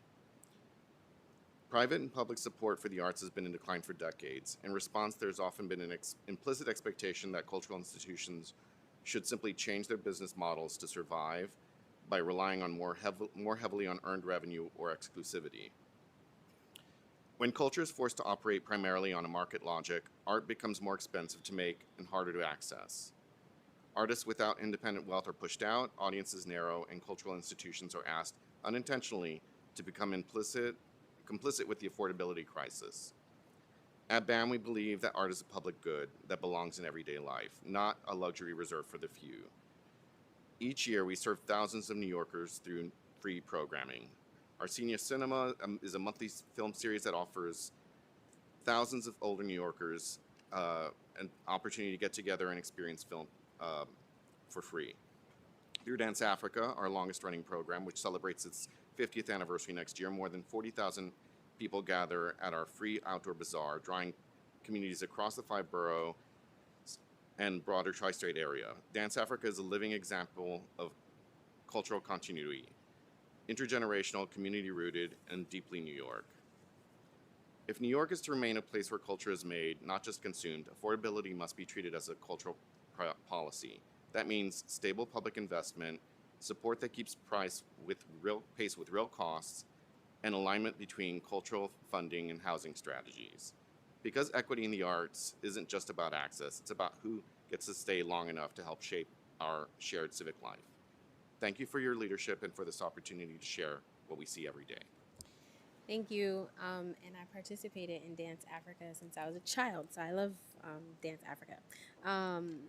So just a question, you all don't have to answer, but before I dismiss you, do you have any initial reactions to the report by the Center on Creative New York? And do you have any specific actions by DCLA or the council that you think would have the greatest immediate impact on affordability for the artists, but also the cultural institutions? If you have nothing, that's fine, because there's tons of people after you, but I do want to also just offer that question to each panel. I think reintroducing the bill that would really sort of ease the pathway for the building of affordable housing for artists, I think that would be really, really important. That's something that we've been talking about a lot at Lincoln Center. One of many. Madam Chair, in our experience of partnering on affordable housing in the Bronx, one of the efforts that we explored was preferential option for artists. And my understanding is that at the time, HPD was not allowed to even give preferential option for community board members. And so obviously there's some sort of policy legal mechanism at work, which I think was referenced by previous speakers, that needs to be further explored. But there was certainly a desire for us to sort of do artist community, and it was just not something that could be considered at the time for whatever regulatory reason. And I just want to add, continuing investments in workforce development initiatives like Sign Network will be beneficial for young people and the next generation of conservation stewards and science professionals. For a lot of these young people, these are their first jobs and opportunities. And the council has been really been a keystone in starting those careers. And so I think continuing investment in initiatives like those will be helpful. Yeah, I'll underscore Chris's point there. It's about the other side of the equation of affordability is, is jobs, access to, and the work that the council has supported in finding the pathways to good paying jobs is so key. Thank you. And yes, I have tracked that bill down. The council has a very convoluted process of reintroducing bills. Both people are no longer with the council, so it's going to be a sponsorless bill, but hopefully I'm able to carry it. We'll see, because we have a process, but I have tracked that bill down, and when the Leg Division does their process, hopefully it's a bill that we can swiftly reintroduce and hopefully get passed. So thank you so much for testifying, and I hope you have a great day. Oh, and just on time, the borough president has walked in. Everybody is aware that you are gracing us with your presence. We're super excited to have you testify. Yes, you get all the special privileges. You walk in and you get to immediately speak. That's what happens when you're the borough president. Oh, I know, it's fancy. Yeah. Yeah, so you can begin whenever you want. Good afternoon, Chair Williams. Thank you for the opportunity to testify. My name is Brad Hoyleman-Siegel. I'm the Manhattan Borough President. And as Manhattan Borough President, I represent a borough that anchors New York City's cultural economy, from Broadway and Lincoln Center to the Jewish Museum, to El Barrio, to the Studio Museum, to the Museum of Chinese and the Americas. I could go on and on.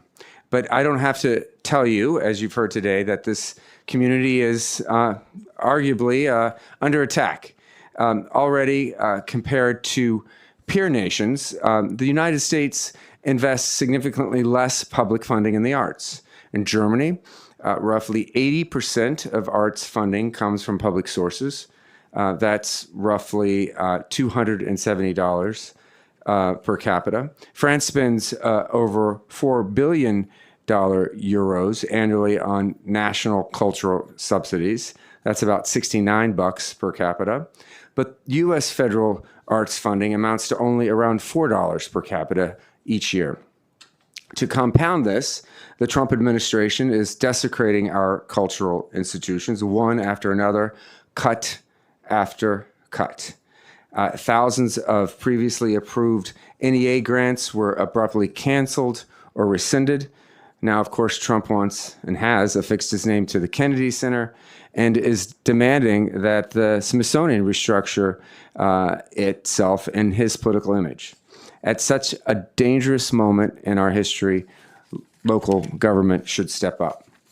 The creative sector, as the Center for an Urban Future study points out, employs 326,000 New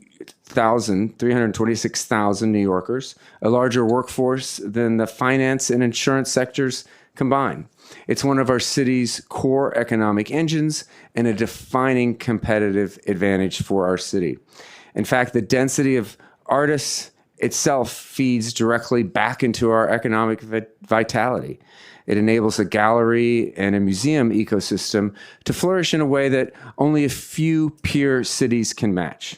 Research published just last year shows that authors strongly increased their publication output after moving to New York City because of the presence of publishing houses and other authors. The creative sector is the reason talent moves here. It's the reason tech giants expand here. It's the reason tourists fill our hotels. It's the reason why CEOs want to make New York City their headquarters. And yet, as we have heard, artists are being priced out of our city. As you are well aware, the Cuff report showed that New York's share of the national creative workforce has fallen from 9.3% to 8.6% since 2019. Adjusted for cost of living, creative workers here earn 23% less than the national average. This is an unsustainable trend. Reversing it will require the city's focused attention and investment. Addressing affordability begins with expanding housing supply. And I want to commend you and your colleagues for advancing legislation to do exactly that. The city must also move proactively to convert underutilized public assets into affordable artist workspace and modernize benefit structures to meet the needs of a growing freelance workforce. The return on this investment is measurable. Research from Penn shows that in lower income neighborhoods, cultural assets correlate with a 14% reduction in child abuse and neglect, an 18% increase in student achievement, and an 18% reduction in serious crime. Cultural infrastructure is civic infrastructure, and we must treat it that way. Beyond the data, there is a stark human reality. In difficult moments, we gather in our theaters, our galleries, our museums, our cultural spaces. They become the safe harbors where movements are born, where communities are built, and where our collective resilience is forged. We need them now more than ever. That's why today I'm happy to let you know, Chair, that I am dedicating the entirety of my FY27 capital funding allotment to affordable and accessible arts and cultural projects.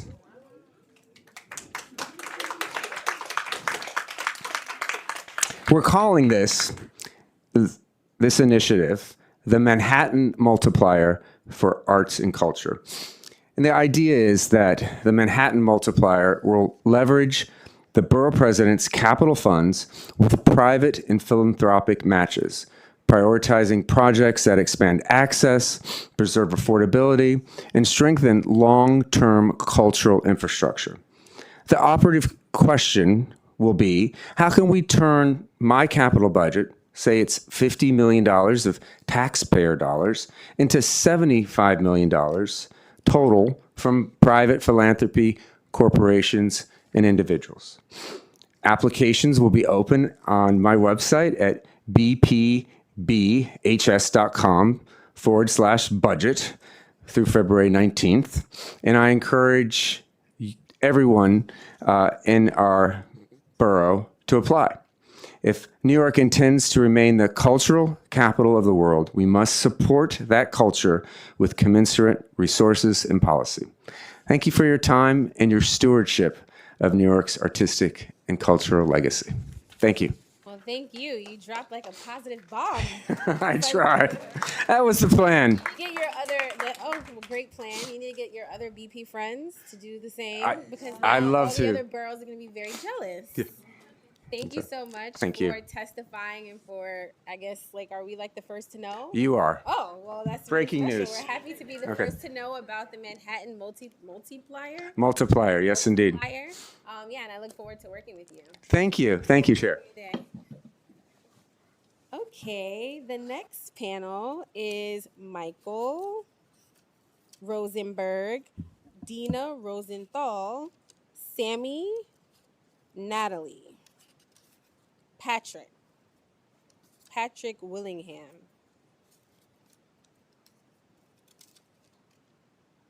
Sammy Schumans, did I say that right, from Flushing Town Hall?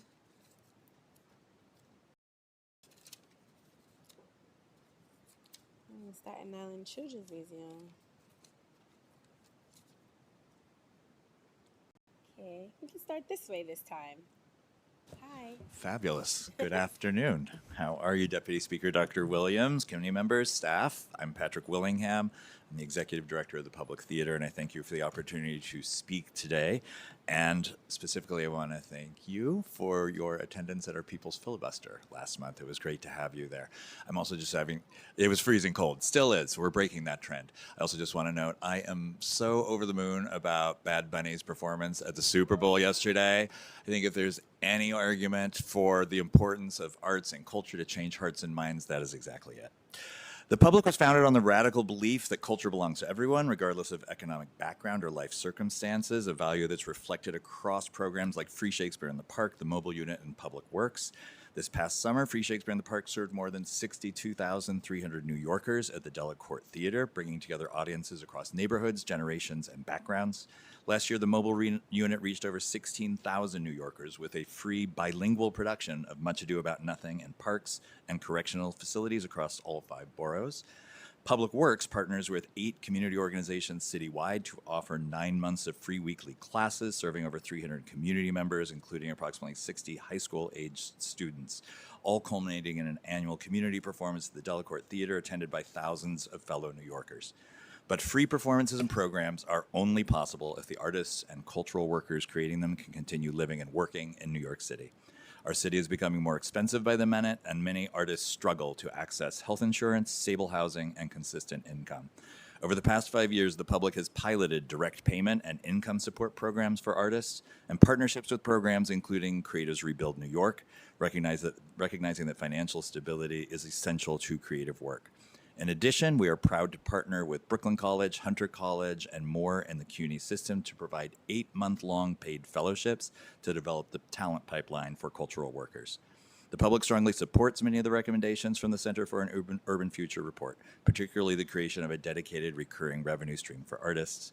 We invest more than $10 million annually to produce our free programming, and the rising costs and other expenses puts all of that at risk. So we really stand beside you as we implement and pilot solutions with the city. Thank you. And just really quickly, I know I saw the theater and that needed work. It sounds like, the Manhattan Borough President. Mm-hmm. You go to his office. I got Brad on speed dial. I know. Thank you. We're testifying together, so I'm going to start and pass it over. Good afternoon, Chair Williams. Thank you so much for the opportunity to testify on this important topic. My name is Sammy Aboushamaez, Deputy Director at Flushing Town Hall, one of the smaller SIGs based in Queens. I also sit on the steering committees of the Latinx Arts Consortium of New York, LXNY, and the Cultural Equity Coalition of New York. I'm joined by my colleague Natalie Badon, the manager of our Queens Cultural Mapping Initiative. Affordability in the arts and cultural sector is a multifaceted problem. Most obviously, we have a broad affordability problem for everyone in New York City that affects artists as much as everyone else. In terms of housing, I don't like to separate artists from the general population because in my mind, everyone is an artist or potential artist, but it is affordability, not talent, that holds many people back.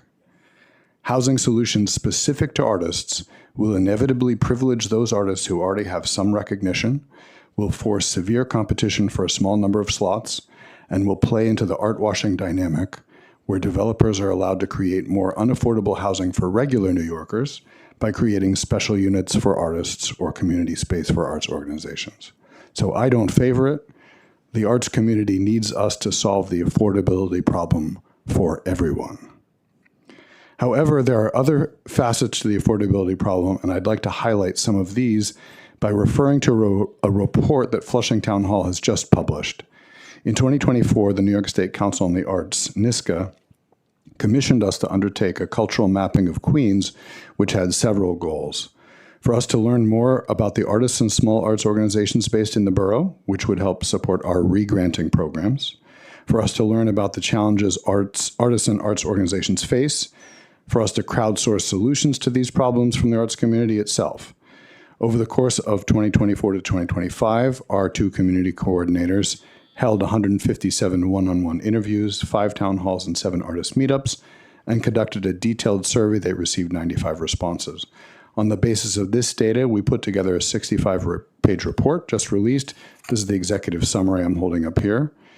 We created a digital map of Queens arts assets that currently has 118 organizations on it, and have more to come from the second year of funding. I'm going to turn it over to Natalie, who was one of the community coordinators, promoted to manager of the initiative now that we've received funding for a second year from NYSCA. Hello, thank you so much for the opportunity to speak here today. One of the main findings in our report is that affordable space is a critical constraint at every level of the arts ecosystem. The ongoing challenge of limited access to physical space for work, creation, exhibitions, and performances remains a persistent issue. When asked about the greatest priorities for improvement in the cultural sector, 95% of survey respondents selected improved access to affordable spaces. Our recommendations are to advance the repurposing of vacant and underutilized buildings, support the creation of affordable studio spaces for our artists, provide increased support for existing organizations that already provide studios, residencies, exhibitions, and performances. Other affordability challenges are less obvious but just as impactful, particularly around transportation and organizational capacity. Queens' 109 square mile geography presents fundamental challenges to the cultural connectivity of this borough. As New York's largest borough, Queens suffers from large gaps in public transportation, with many neighborhoods classified as transit deserts or two-fare zones, which require multiple transfers and lengthy commutes. Regions without available transportation also have fewer cultural resources, creating inequities in arts access across the borough. Our recommendations are to pilot shuttle services and ride-sharing programs for cultural events, develop hyper-local cultural hubs in underserved neighborhoods, foster cross-neighborhood collaborations.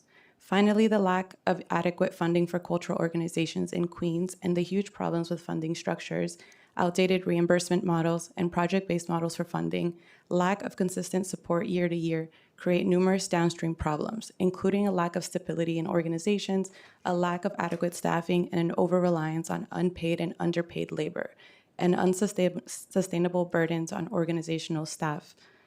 Hence, only those who are already possess sufficient Hence, only those who already possess sufficient resources, time, money, and energy can afford to create or work at these organizations, resulting in fewer opportunities for artists as well as audiences and community members. Our recommendations are to provide more cultural funding resources to areas of Queens that suffer from these gaps, such as Southeast Queens and the Rockaways, prioritize multi-year general operating support over project-based grants, shift to upfront payments rather than reimbursement models, invest in leadership development and mentorship programs, and support peer learning and training for volunteer coordination. Just to cap it off, the more detailed information are contained in the 2025 Queens Cultural Mapping Report, Diversity, Resilience, and the Power of Community, just published this week. I've attached the executive summaries. We're going to be sending out full copies to your offices. We have a digital version, and we're going to be hosting a panel conversation on March 25th, and we hope you'll be able to attend. Thanks very much. Yes, I am excited about this, and you referenced my hood, so yes, I would love to see more opportunities there. And I will say geographic isolation is probably the #1 problem. Many artists from Southeast Queens have to travel outside of the borough or outside of the community, especially when they get to a certain place in their career. So I'm just, as a person who grew up in dance school, at a local dance school, you know, when you want to go to get more technique, you know, you have to travel into the city to Alvin Ailey, you know, or whatever, name, you know, Broadway Dance Center, name whatever, you know, professional dance school. So yes, I would love to get the report, and I'm really excited that you all have done this research, because I am biased, because I am a Queens girl.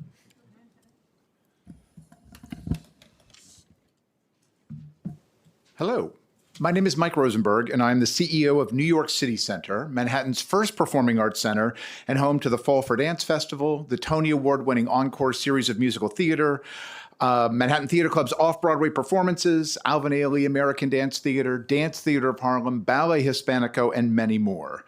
We are proud to be part of the Cultural Institutions Group and to provide education programs in all 5 boroughs.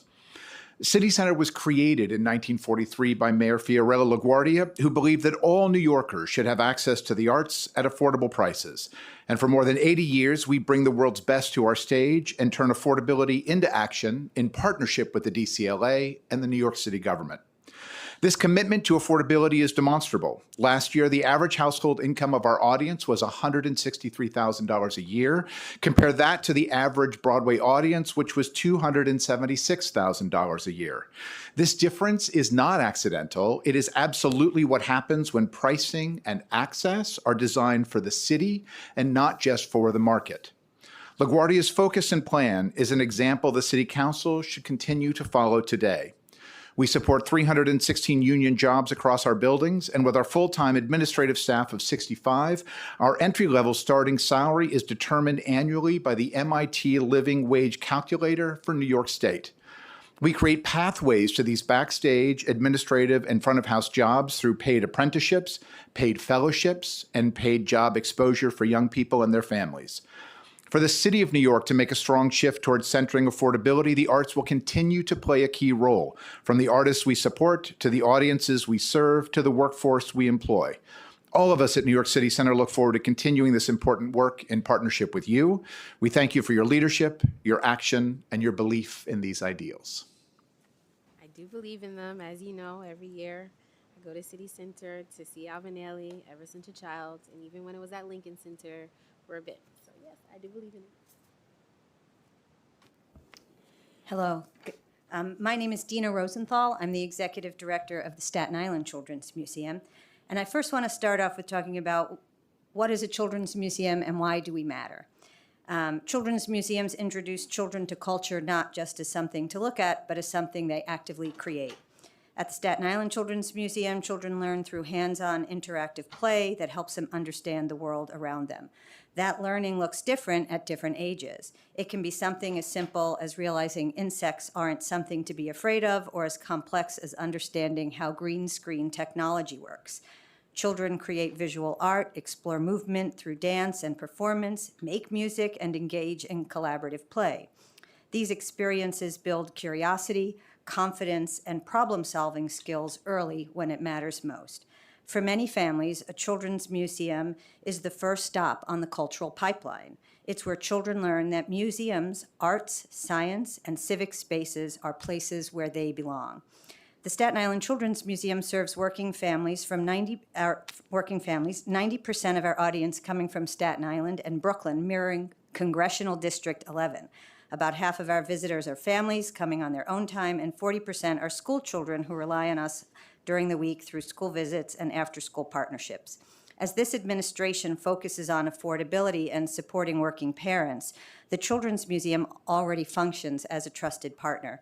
This weekend, we hosted the largest pre-K enrollment fair in New York City, serving more than 1,000 families for free in collaboration with nonprofit partners and city agencies to sign up kids for pre-K.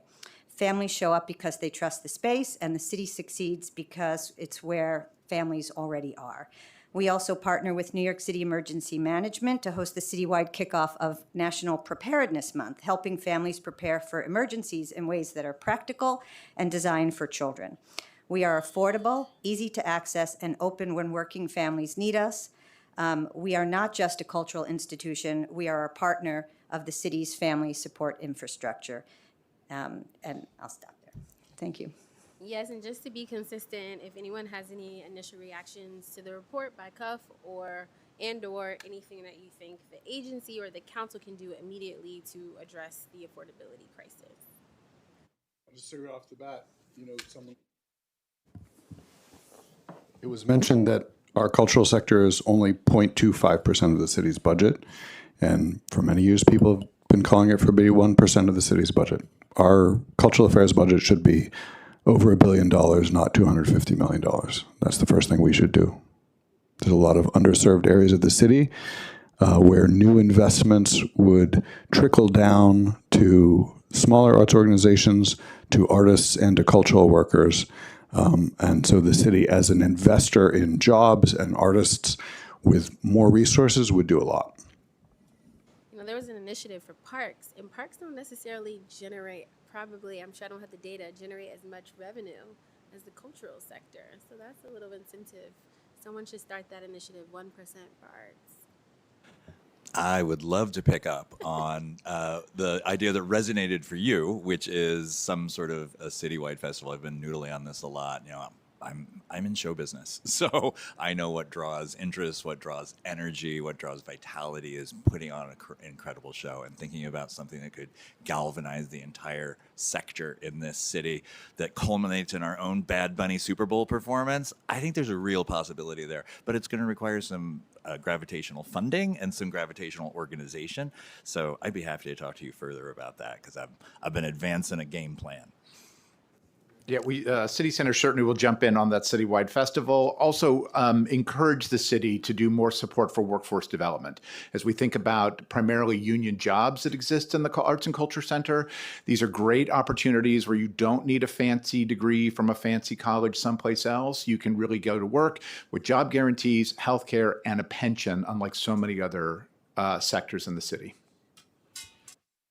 I would also add to the borough-wide festival, this is something that we've been exploring at Flushing Town Hall also, and we were thinking about something that was specific to Queens. There are so many great initiatives, like you said, and I've also, working in museums, have seen large museum conferences, and we don't have anything like that for us. Specifically in Queens, I think what we really need most is not only an opportunity to showcase, but an opportunity to learn from each other, from all the people in this room, all of our artists, our community organizers, and all the people in between who are already doing the work. So we are also trying to pilot some sort of Queens Arts and Cultural Festival that could potentially also include key institutions across Queens, because Queens is also very big. So there's many different interests across just different neighborhoods in Queens. And I think that there's real potential to develop something really impactful there.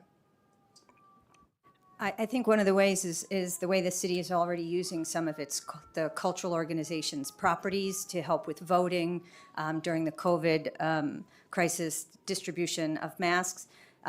For the children's museum sector, right, there is an issue about childcare and expansion of the 2K, 3K, pre-K, and our spaces might be places to look at collaborations to help with affordability and bringing down the cost of childcare for working families. Thank you so much, and I hope you enjoy the rest of your day, and I look forward to working with you all. Thanks for being here. Okay, third panel, Connie, Kimberly, Olson, Randy, Barry, Russell, Grant? Granite. Oh, reading is fundamental. Okay. And Hasim. Yes. Please correct me. Everybody always mispronounces my name, so I want to make sure I pronounce other people's names correctly.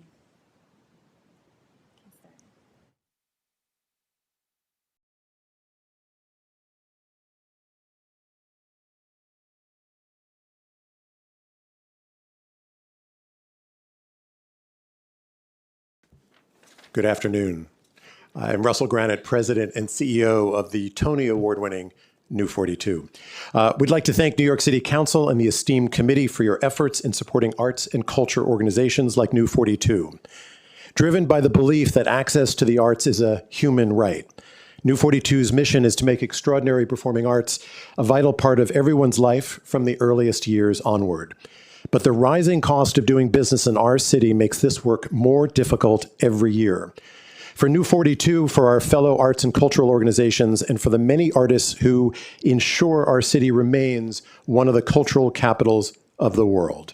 At New 42, raising costs have made it increasingly difficult to curate a season that both excels in quality and reflected that the broad interests of New York City families. Our 2025-26 new Victory Theater season has a budget of $3 million. With rising costs, the season is presenting 7 fewer shows and over 14 fewer weeks than before the pandemic. That translates to fewer families attending our shows, fewer students' field trips to our 150 school partners, and less work hours for 60-plus high school and college students who make up our front-of-house staff, and less opportunities for our 50 teaching artists. Despite this sector's impact, New 42 remains committed to providing a service to so many New Yorkers who at times experience hardship. We continue to offer free tickets and transit cards to families residing in NYCHA housing, and $2 tickets, which we started 30 years ago, to all New York City students. That is supported by subsidies from private funders. Additionally, free family arts activities, low-cost concessions, and dedicated performances offering accessibility supports and ensure that all New Yorkers are welcome to the new Victory Theater. Thank you.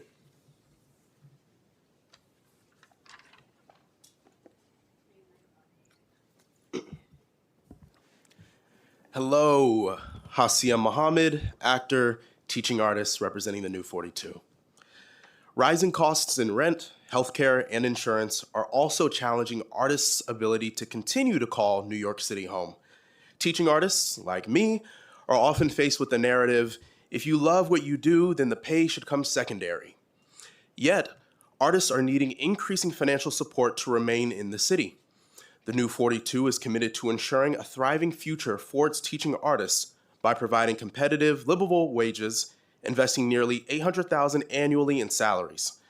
In a recent survey, many teaching artists attributed the new Victory Theater's competitive compensation, flexible schedule, and creative community with providing the support necessary to pursue the arts as a viable livelihood.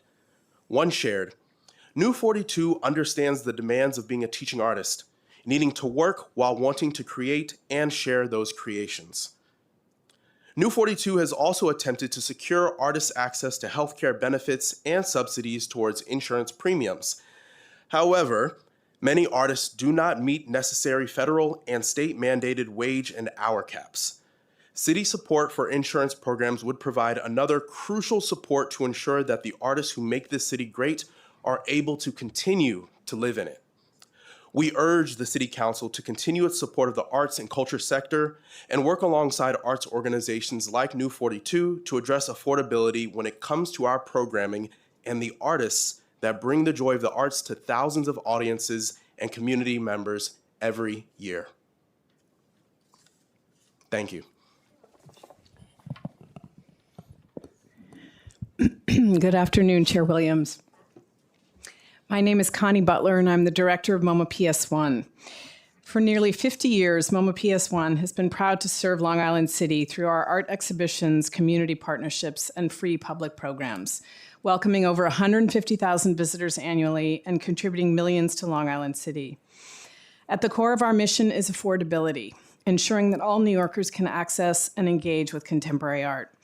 On January 1st, we eliminated admission fees entirely, removing all financial barriers to entry and making PS1 the largest free museum in New York City. The response over the last month has already been extraordinary. The message is clear: when financial barriers are removed, New Yorkers show up. Free admission builds on our recent efforts to bolster accessibility and make all New Yorkers feel welcome. Our signage and interpretive texts are English, Spanish, and amplified Chinese. We offer free event tickets for local residents, and we've expanded community partnerships with Queens-based organizations. Looking ahead, we're planning a renovation to open up our campus in the heart of Long Island City as a new public open space for our growing community. We're equally committed to supporting artists who live and work here. Opening in April, our signature exhibition series, Greater New York, is the only ongoing survey of artists dedicated to artists across New York City. Over the past 25 years, more than 500 emerging and under-recognized artists have been championed on this international stage. Through ongoing initiatives like our homeroom program, we regularly partner with local Queens-based organizations and highlight artists connected to our community partners. As a cultural institutions group member, MoMA PS1 is committed to being affordable, accessible, and fostering New York City's creative ecosystem. We ask that the City Council consider supporting city investments in cultural institutions such as ours to advance our shared goals of access, equity, and affordability. Thank you. Thank you, and thank you for letting the Black, Latino, and Asian Caucus e-board use your space. A quick question, do you still have like those like parties in the summer? Remember? We have a lot of parties. Yeah. We do, and we're increasingly doing community-based. We're doing a neighbor night coming up in a few weeks, for example. But yeah, you were thinking of Warm Up in the Summer, which is our music series. Okay. Yep. Great. Thank you so much, Deputy Speaker Williams, for having today's hearing. My name is Kimberly Olson, and I'm proud to be the Executive Director of the New York City Arts and Education Roundtable, also fellow Queens girl as well. We are a nonprofit service organization working to improve and advance arts ed across New York City. In New York City, arts education is taught in partnership in both school and community settings by in-school arts teachers, but also teaching artists, like we heard from Hasim before. This is a workforce of at least 10,000 strong, working across all 5 boroughs. Teaching artists are practicing professional artists that integrate and teach their art form perspectives, histories, and skills into a wide range of learning settings. Think schools, veteran centers, senior centers, libraries, justice and incarceration centers. The list goes on. Last year, the Roundtable undertook doing a field-wide survey of hiring organizations and teaching artists and produced a report called Paying for Professionalism, a report on teaching artist compensation and employment. The report findings underscored significant challenges related to stagnant wages, limited access to benefits, and delays in government contracting, which ultimately impact the sustainability of the profession. As it relates to essential benefits, as one teaching artist put it, I'd like to work just as a teaching artist. The one thing that is preventing me from going there entirely is the fact that I do not get health insurance. I need to leave my profession of 22 years in order to have children so I can get proper insurance. Our report found that while 88% of teaching artists reported having health insurance, only 6% received it through an employer. Barriers to providing these benefits included limited and inconsistent funding, the part-time or seasonal nature of teaching artist roles, and insurance carrier restrictions. These structural barriers make it challenging for employing organizations to offer these benefits, yet piloting a portable benefits program or a pooled insurance program for smaller organizations could alleviate some of these barriers.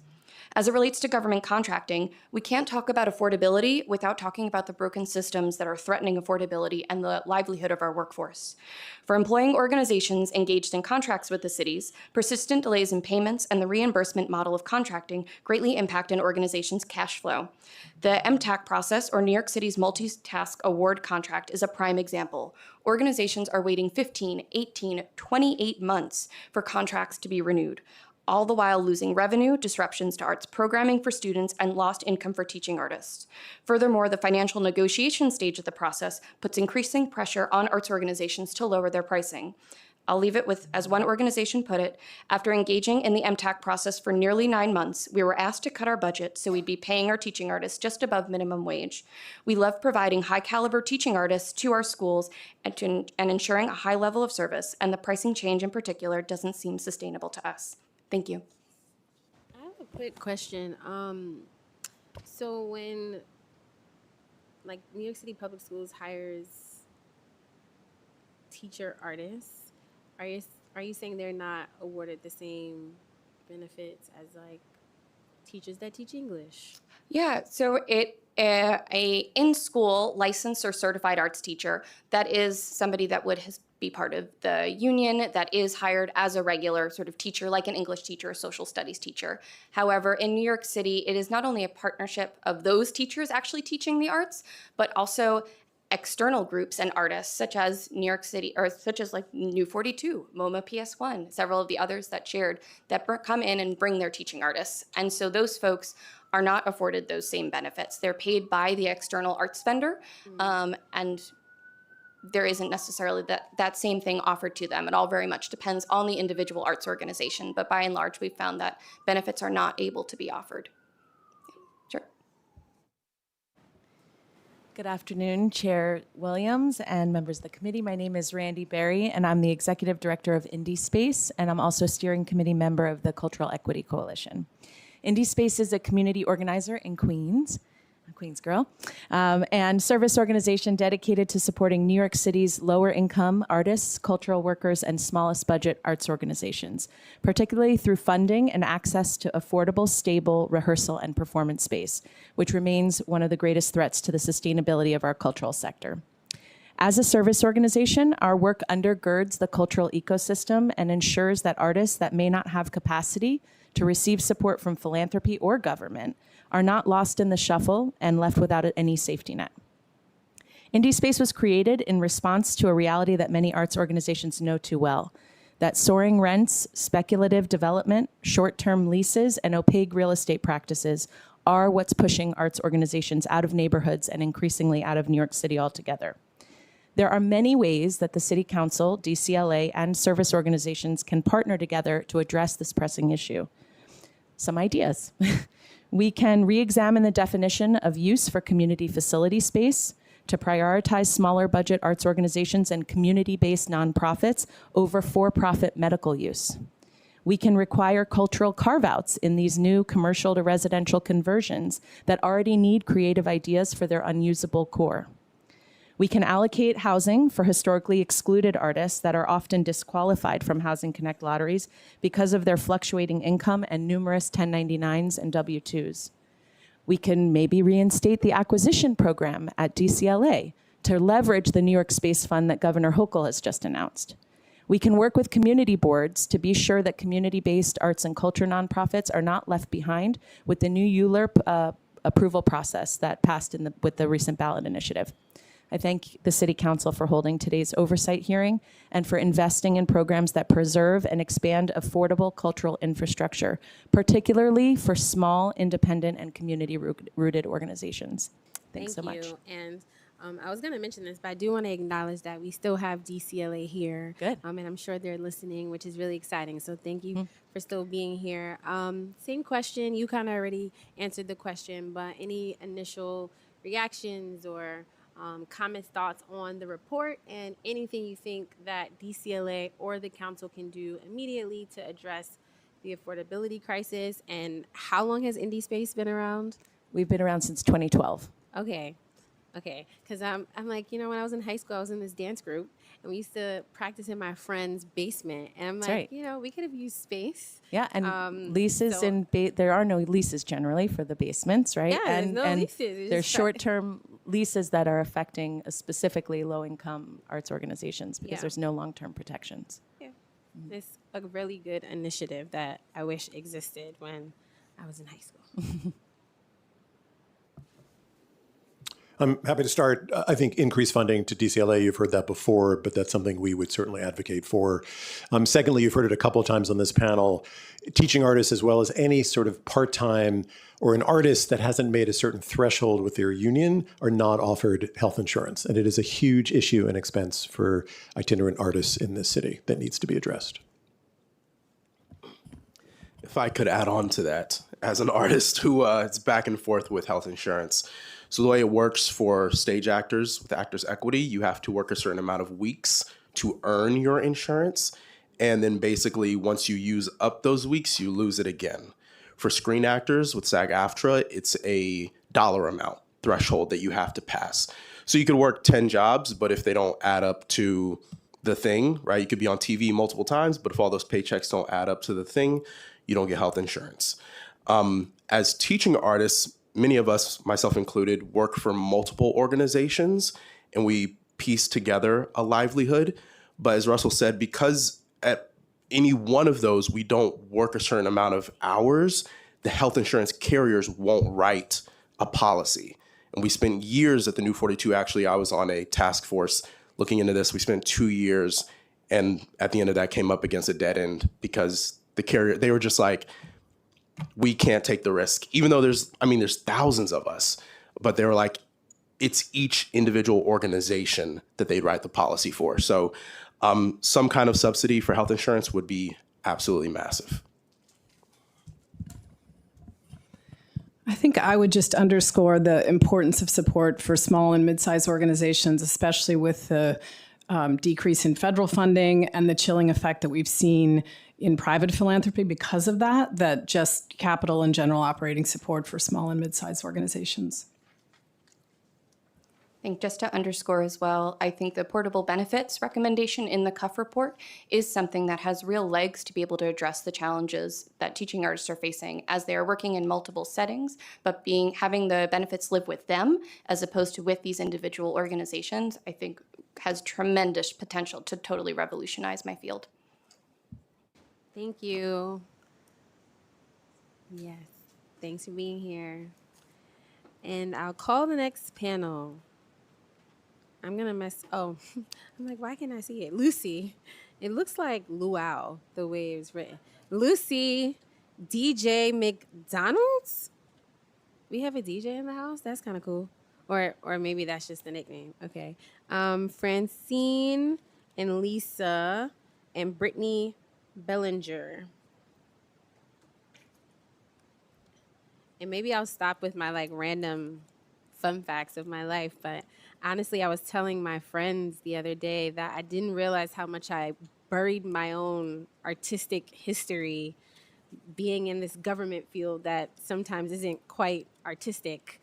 So I think I'm more excited about chairing this committee than I thought I was because it allows me to talk about my growing up in the art world. So bear with my random fun facts for the next couple of hearings until I've said them all, and then I'll have nothing to say. Lucy? I love your random fun facts. It's also because you grew up here in New York, so you know a lot about what it is to come through this system, so I appreciate it. My name is Lucy Sexton. I lead the citywide cultural advocacy coalition, New Yorkers for Culture and Arts. Thanks to all the members of the committee, and thank you, Deputy Speaker, Chair Williams, for citing the Create NYC plan, which underscores that affordability has been a system-wide issue impacting our sector and artists' lives for decades. I'll start with cultural organizations. This year, the Cultural Development Fund of the Department of Cultural Affairs funded many new organizations, but did so at the cost of cutting and zeroing out many cultural organizations that have been long funded and have provided valuable programming to New Yorkers. Arts House Schools, for instance, in Coney Island, led by Sophia Harrison, has provided affordable dance, music, and arts classes to low-income families and received funding for it from the city to do it for 17 years. This year, for the first time, they received zero. This is unacceptable.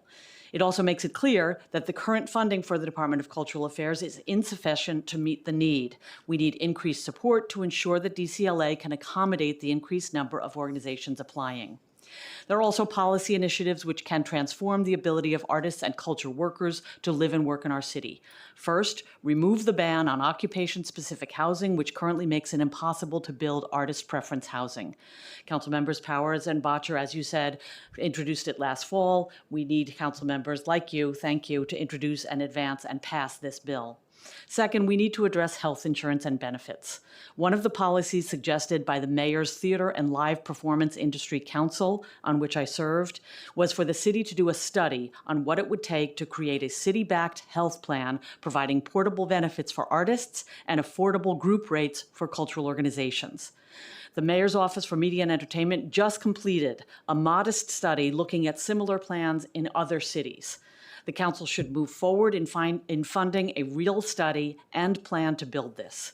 There are several large foundations that are ready to partner. Thank you for this hearing and for addressing the chronic affordability issues which have weakened our sector to a breaking point.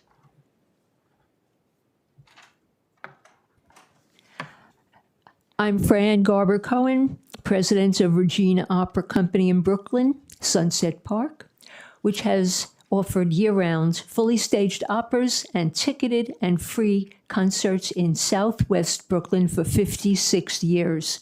At these performances, thousands of Brooklyn residents, especially senior citizens, they meet other music lovers. They get out of their home.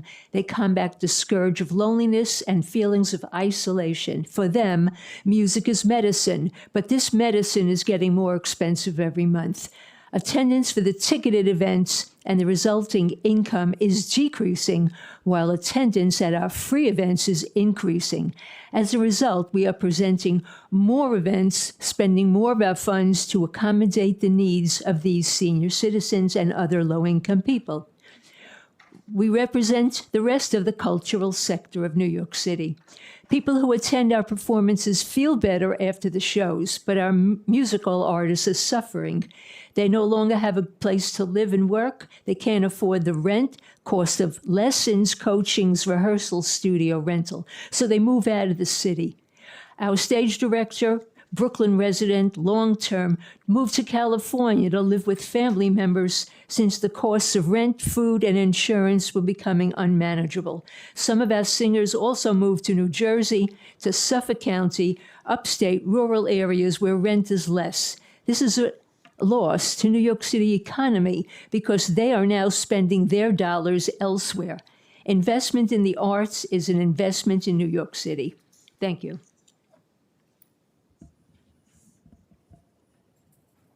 Reset. Okay. Hi. It's nice to meet you, Dr. Williams. I'm Lisa Gold. I'm the Executive Director of the Asian American Arts Alliance, and we are a 43-year-old nonprofit service organization that works to ensure greater representation, equity, and opportunities for Asian American artists and arts organizations. We're the only organization in the country that does that.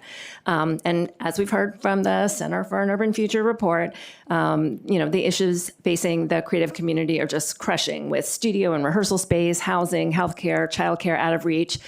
How are artists supposed to survive? Now, add on top of that, limited English language proficiency and racial bias, and it becomes almost impossible. So in the AAPI community, 1 in 4 New Yorkers live in poverty. That's nearly 2 times the rate of white New Yorkers. And 48% have limited English skills, making it even harder for them to access the help that they need. So Asian Americans, we make up 18% of the New York City population, and almost 47% live in Queens. And yet we have no AAPI-led CIG, no Queensborough Art Council, and our community is perpetually underfunded by the Department of Cultural Affairs. In FY25, AAPI organizations received only 5% of the CDF funding, which translates to less than 2% of the total budget, while we're 18% of the population. And then of the grants that we did receive, they were on average 28% less than the mean grant amount. So we have to stabilize our institutions. My own organization, we have 7 people crammed into a tiny space that is like a 10th of the size of this room. And we're on the edge of losing our healthcare, because if one employee leaves because we can't afford that, then our whole staff loses their health care. So it's really a crisis for our community. I love what Ann Del Castillo is doing, the Create in Place. We just need it on a mega scale. And I just want to echo my thanks to you for investing in this. And I just hope that we have your commitment to saving the soul of New York, which is our artists and our cultural organizations. You have my commitment. Good afternoon, Chair and members of the committee. Thank you for the opportunity to testify today. My name is Brittany Bellinger. I am the Director of Programs and Innovation at Museum Hugh, a New York City-based member-driven arts organization dedicated to advancing equity and inclusion in the cultural sector through research, advocacy, education, and community engagement. I am here today to address the growing unaffordability crisis facing arts and culture professionals in New York City, and to share how organizations like Museum Hugh are working to support this workforce even as systemic challenges continue to outpace philanthropic and nonprofit solutions. I join my colleagues working across creative disciplines throughout the city in thanking the committee for their leadership. Arts professionals are essential workers in New York City's cultural ecosystem. They are educators, curators, preparators, teaching artists, designers, conservators, administrators, and cultural workers whose labor sustains museums, galleries, libraries, community arts organizations, and creative small businesses across all 5 boroughs. Yet increasingly, these same workers cannot afford to live anywhere near the institutions and communities they serve. At Museum Hugh, we see this crisis firsthand. Our work centers arts professionals professionals of color who are historically underpaid, underrepresented, and most vulnerable to displacement. Through our Hugh Arts Leadership Fellowship, we provide paid, cohort-based professional development, mentorship, and institutional access to mid-career arts professionals. This fellowship is designed to support career sustainability, leadership advancement, and long-term retention in the cultural sector. However, even with the leadership training and professional support, many fellows continue to struggle with housing insecurity, rising rents, and the loss of affordable workspaces. Professional advancement alone cannot offset a cost of living crisis. Talented, experienced cultural workers are still being forced to leave New York City, not because of lack of skill or commitment, because they can't simply afford to stay. Thank you for your time. Good afternoon. DJ McDonald. For the purpose of this hearing, I'm representing the dance parade, which on May 16th will, for the 20th time, over 20 years, take over the streets of New York and introduce an aspect of New York that is here all the time, but is only seen on that day. I have very little to add to the amazing amount of information that you've been presented with today, but I want to thank you for holding this hearing and holding it now. You've gotten a lot of information, not only the Center for Urban Future report, we had the announcement of the Queens Mapping Project, and then the Manhattan Multiplier, in which the borough president said something that I consider magic words, leveraging, using the funds available to the Manhattan borough president to leverage both philanthropy and the private sector. So, and that would, I hope, be in pursuit if we did it on a citywide basis.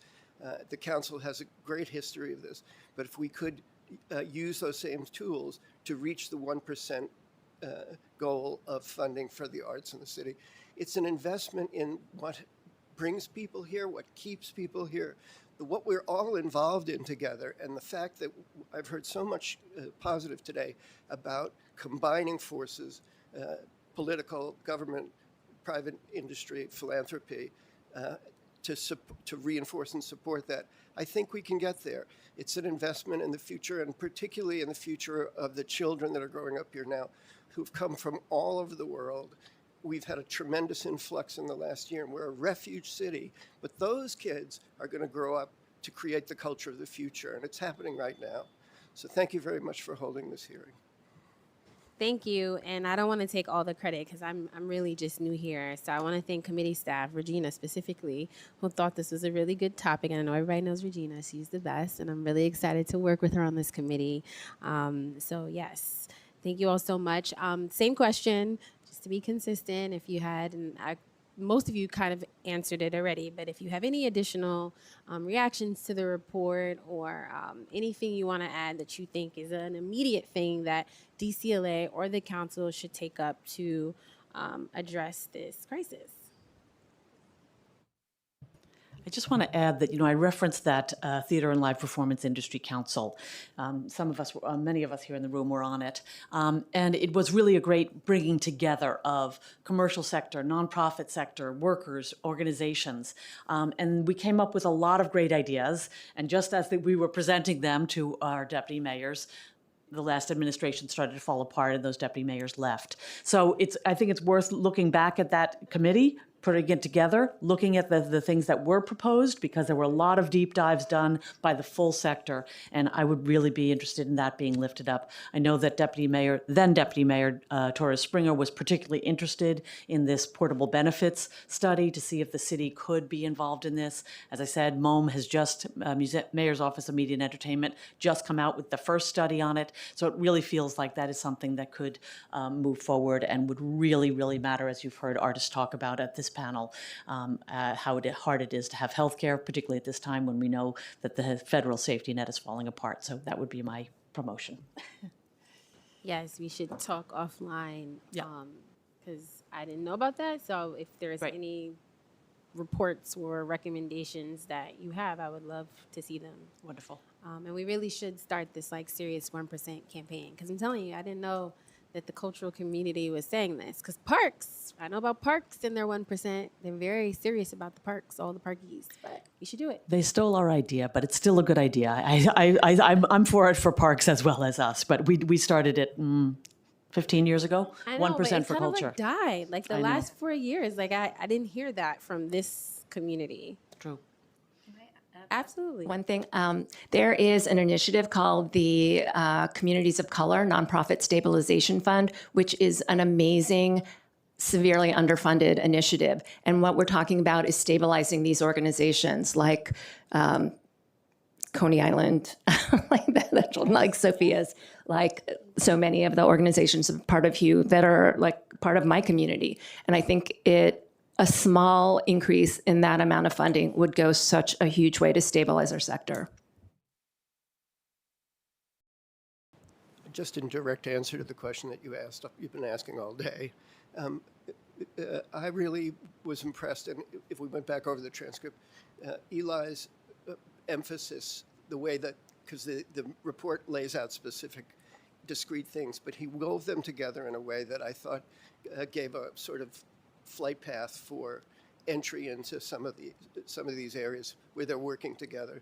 That's the only thing. That's my opinion.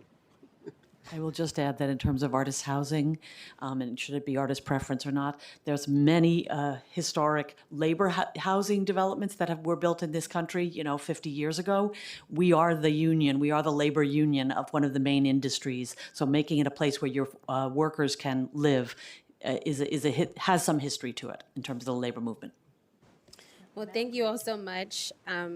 People have been asking me what my goal is, and I truly want to learn from all of you because, as I stated, I am new here. Even though I have grown up in the arts community, living in New York City, just being aware of like the issues in the history is something that I really want to spend time learning over the next couple of months. So please feel free to educate me, correct me, because I really do want to understand, again, where you've been and where we're trying to go. So thank you all so very much for being here. Okay, next panel, Jesus. Rasa. I feel like I messed that up. Please correct me. What is it then? Rasul. Muhammad. Jermaine Smith. That's an interesting spelling. Who's Jermaine? You? Oh. Of course it's you. With this spelling.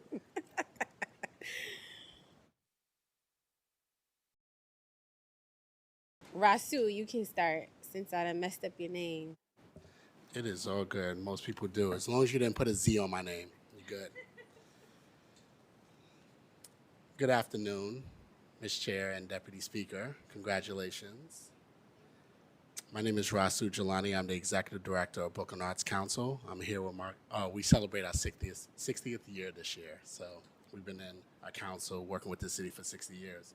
I'm here with my colleagues, Jesus Lopez Jensen, the Executive Director of Bronx Council on the Arts, Mo Youssef, President and CEO of Lower Manhattan Cultural Council, and Jermaine Smith, Executive Director of Staten Island Arts. Ms. Chair, thank you for this opportunity to testify on behalf of the Arts Councils, but the greater cultural sector. Thank you for this opportunity. We come to you today as the New York City Borough Arts Council Collective, representing the Brooklyn, the Bronx, Manhattan, Staten Island. Each of us leads officially the Arts Council of our boroughs, designated and contracted by DCLA to serve artists, small cultural organizations, and the public. We acknowledge that our collective does not has a representation of Queens. We'll get back to that later. We're not just here to talk about affordability in abstract terms. We're here because affordability crisis is directly impacting the people who create and sustain New York City's cultural identity. And because New York City needs a strong, community-rooted institution to carry out affordability agenda that reaches everyone, not just artists. We believe that culture and the arts are not just side issues in the conversation. They are essential infrastructure for stability, cohesion, economic vitality, and belonging in our neighborhoods. But that infrastructure is vulnerable, and so are we. I pass it to Jesus. Good afternoon, Deputy Speaker. Thank you so much for the opportunity. Jesus Lopez Jensen, Executive Director at the Bronx Council on the Arts. To pick off where my colleague Rasu left off, arts councils were established because the city cannot do this work alone, as we heard from DCLA earlier. We serve as trusted intermediaries between artists and city systems, especially for those historically excluded from public funding. Each year, we re-grant millions of dollars, directly support thousands of artists across the boroughs, and amplify impact through the cultural programming these artists bring to their communities. We're not just re-granters, we're service-based institutions that provide one-on-one technical support to thousands of artists each year, conduct multilingual outreach, process micro-grants faster than city systems can, advise on compliance, access, and eligibility, coordinate cultural emergency response, for example, the Red Hook Fire Fund in Brooklyn, partner with city agencies to embed artists in public housing, elder care, schools, and more. Over the past 2 years, we've built a formal cross-borough collective. We meet twice a month, strategize together, and recently held a 3-day retreat with DCLA, NISCA, and private funders to align around shared goals. This is unprecedented coordination, and it's working. But to deliver what the city needs, we need a restructured relationship that reflects our role as essential partners, not temporary grantees. Thank you. Mo? Great. Thank you, Chair Williams. My name is Mo Yosef. I'm the president and CEO of LMCC, the Lower Manhattan Cultural Council. We were established in 1973, but since 1983, we've been the trusted partner of DCLA to do granting for all artists in the borough of Manhattan. As the Arts Council's collective, we see the same systemic pressures across every borough. Artists facing housing insecurity, mounting debt, and the constant financial instability of working without benefits or a reliable safety net. But when we look at our 2025 Manhattan data, we see these pressures have reached a critical breaking point that threatens the cultural fabric of the entire city. There's effectively a vanishing middle class for the arts.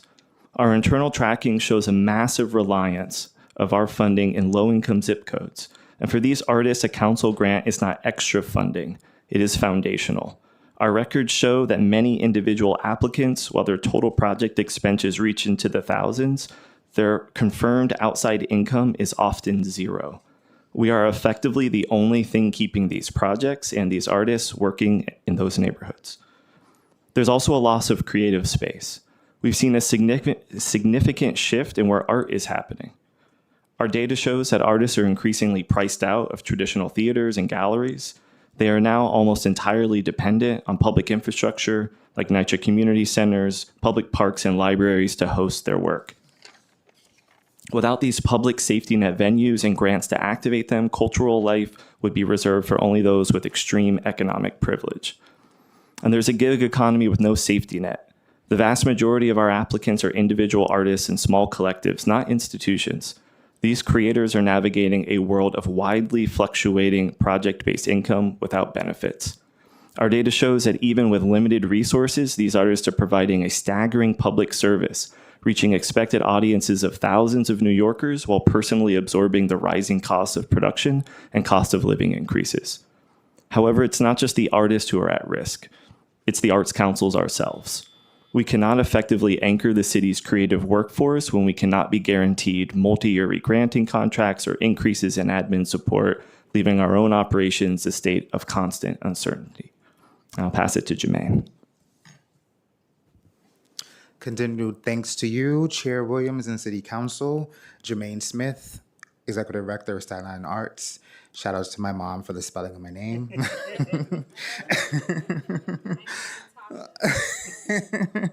City Council members, now that you have learned a bit more about our purpose, power, and plight as your borough arts councils, we invite you into partnership with us and the Department of Cultural Affairs. In one of my most favorite poems titled Come Celebrate With Me, Lucille Clifton writes, "Come celebrate with me that every day Something has tried to kill me and has failed. To you all, we say, let's partner to increase our capacity to facilitate what I call and has failed moments for our city's artists and cultural institutions. Let's co-create a better delivery mechanism for the city's cultural and affordability goals.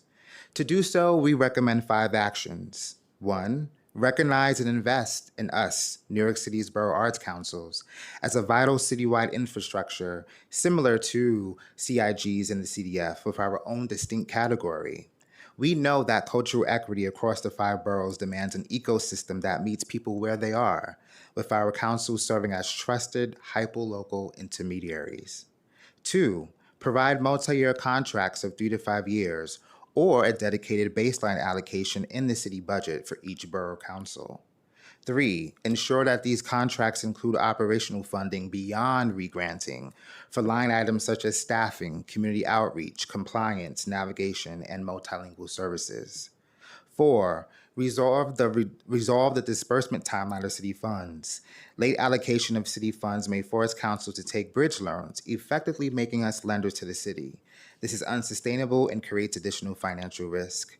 And 5, allow us to maintain access to the CDF and other competitive funds while we build structural stability.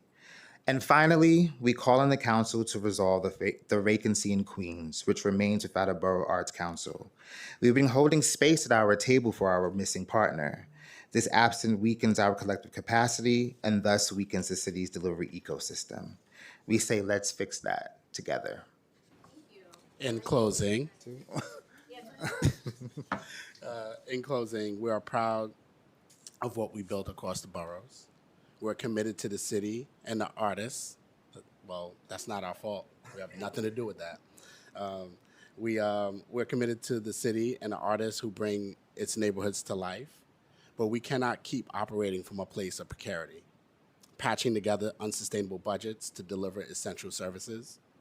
If the city wants a serious affordability strategy, it must invest in the cultural workers at the center of it and the borough arts councils who support them.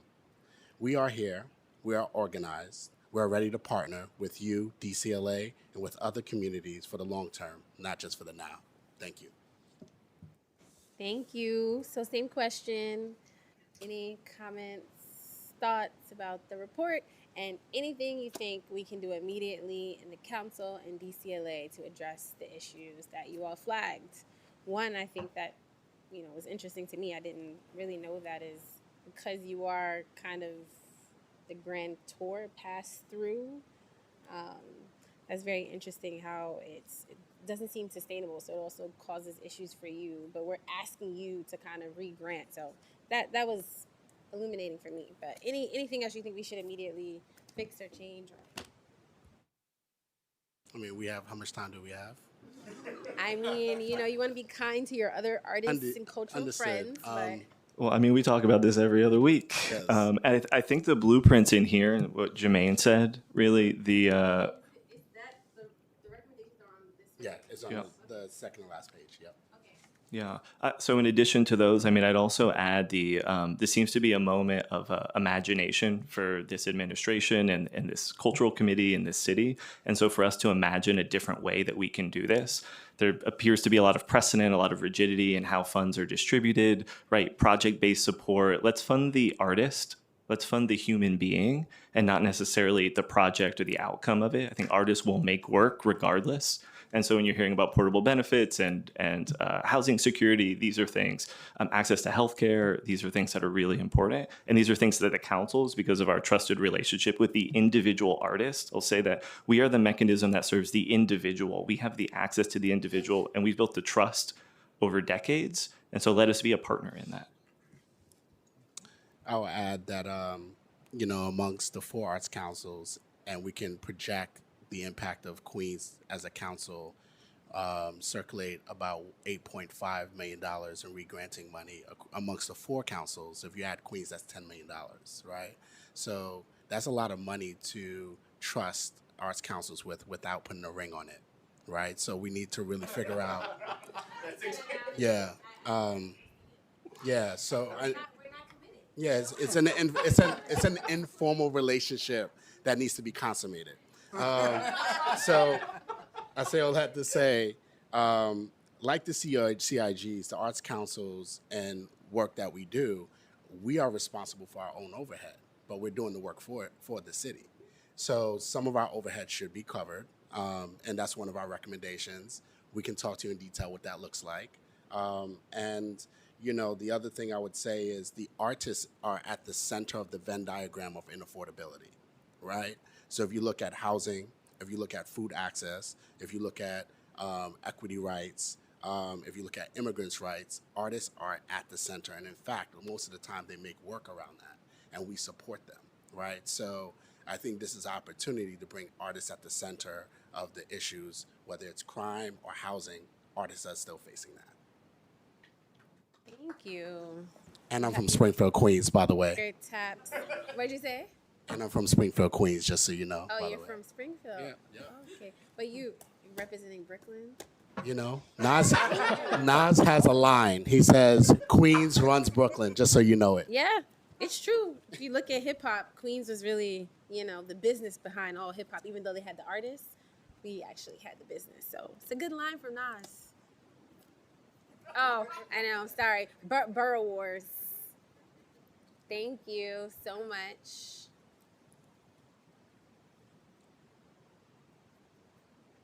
Okay, next panel. Angela Johnson, Noel, Rachel, William, and Leah. All unions. So exciting. Can you, when you guys speak, can you tell me like what your unions do too? Like right before you speak. Okay, great. That's in your testimony.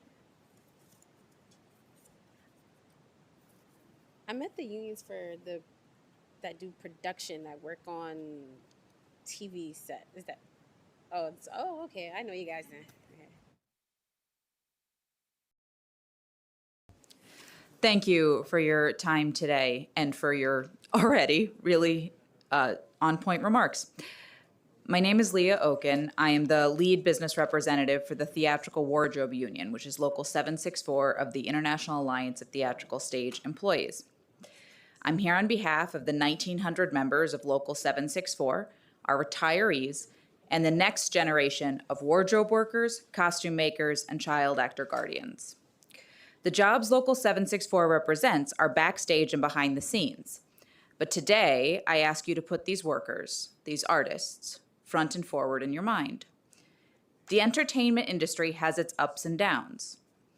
You might be on a long-running show that eventually closes, or a project that never even starts shooting. You're probably thinking, doesn't that come with the territory? That's what you signed up for. And it's not untrue. Some folks are able to stick with New York through these good times and bad. Increasingly, we are finding that more people leave New York, depleting one of the largest economic drivers of our city. Not to mention, of course, its history, its legend, its fabulousness. We want our members to stay here, from their first day on set through a long and stable retirement of visiting their friends backstage at shows. Artist-preferred housing throughout the city, near public transportation, should be one of the ways New York City helps cultivate and care for its artists. We ask that you prioritize and pass the Artist Housing Bill, 1047. We believe that taking action now will help keep the artists here today and in the future. I leave you with one last thought. There's a great book called The Philharmonic Gets Dressed. And of course, I am totally partial as a wardrobe person and their business representative. My parents read it to me as a kid many, many years ago. And now I read it to my 2-year-old. It's all about how these musicians from all over the city get ready to go to work. It's great. I worry that if we don't take action now, the book won't even make sense because there won't be any artists left living here. Thank you for your time and serious consideration.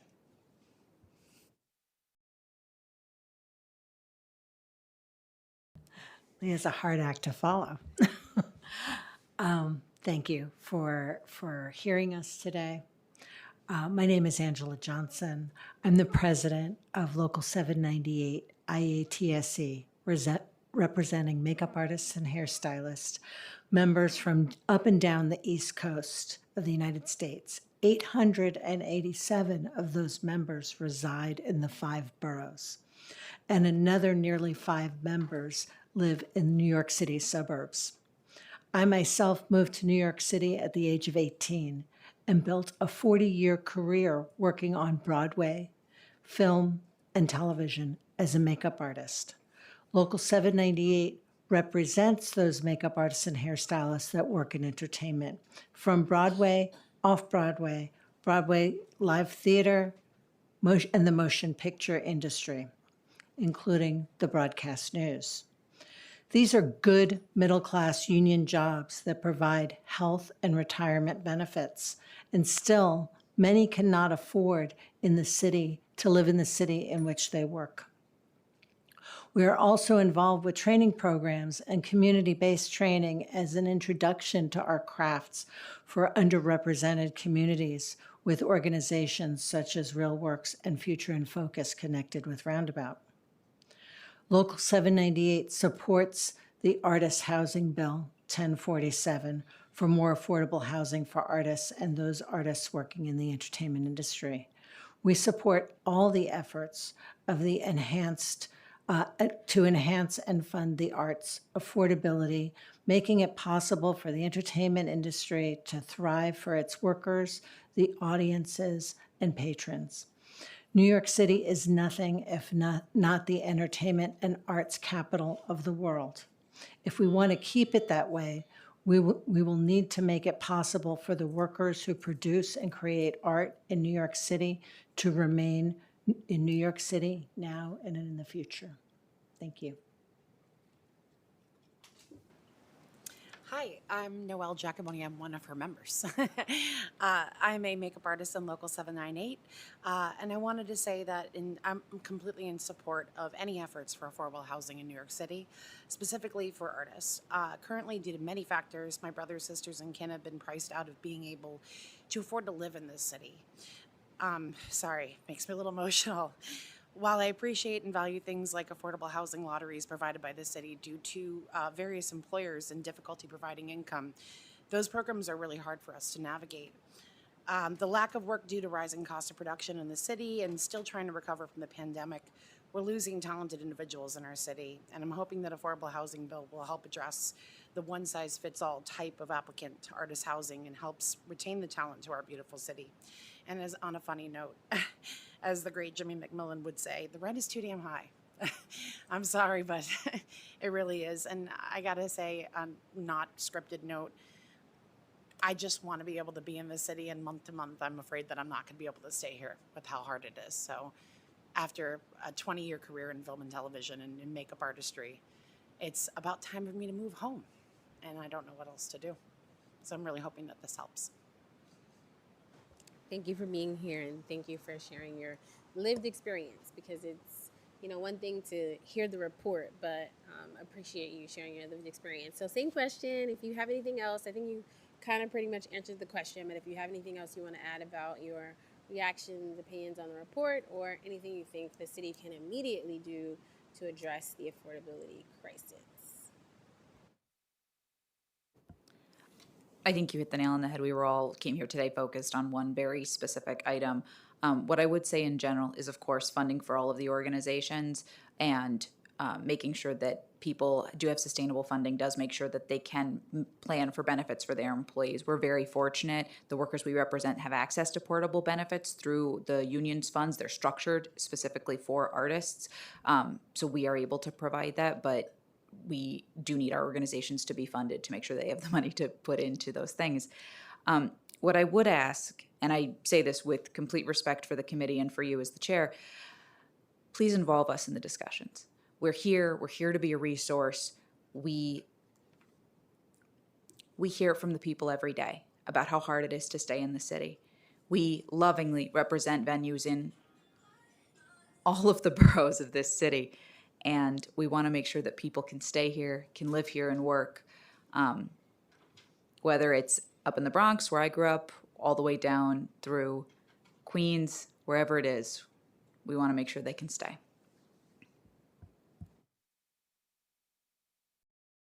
Thank you so much. All right, next panel.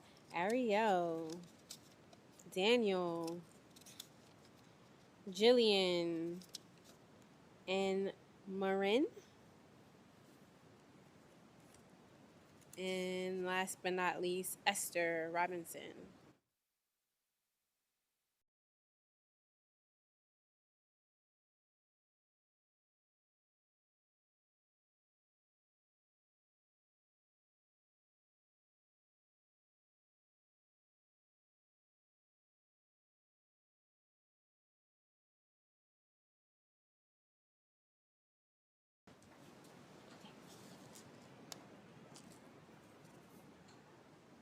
Do you want to start?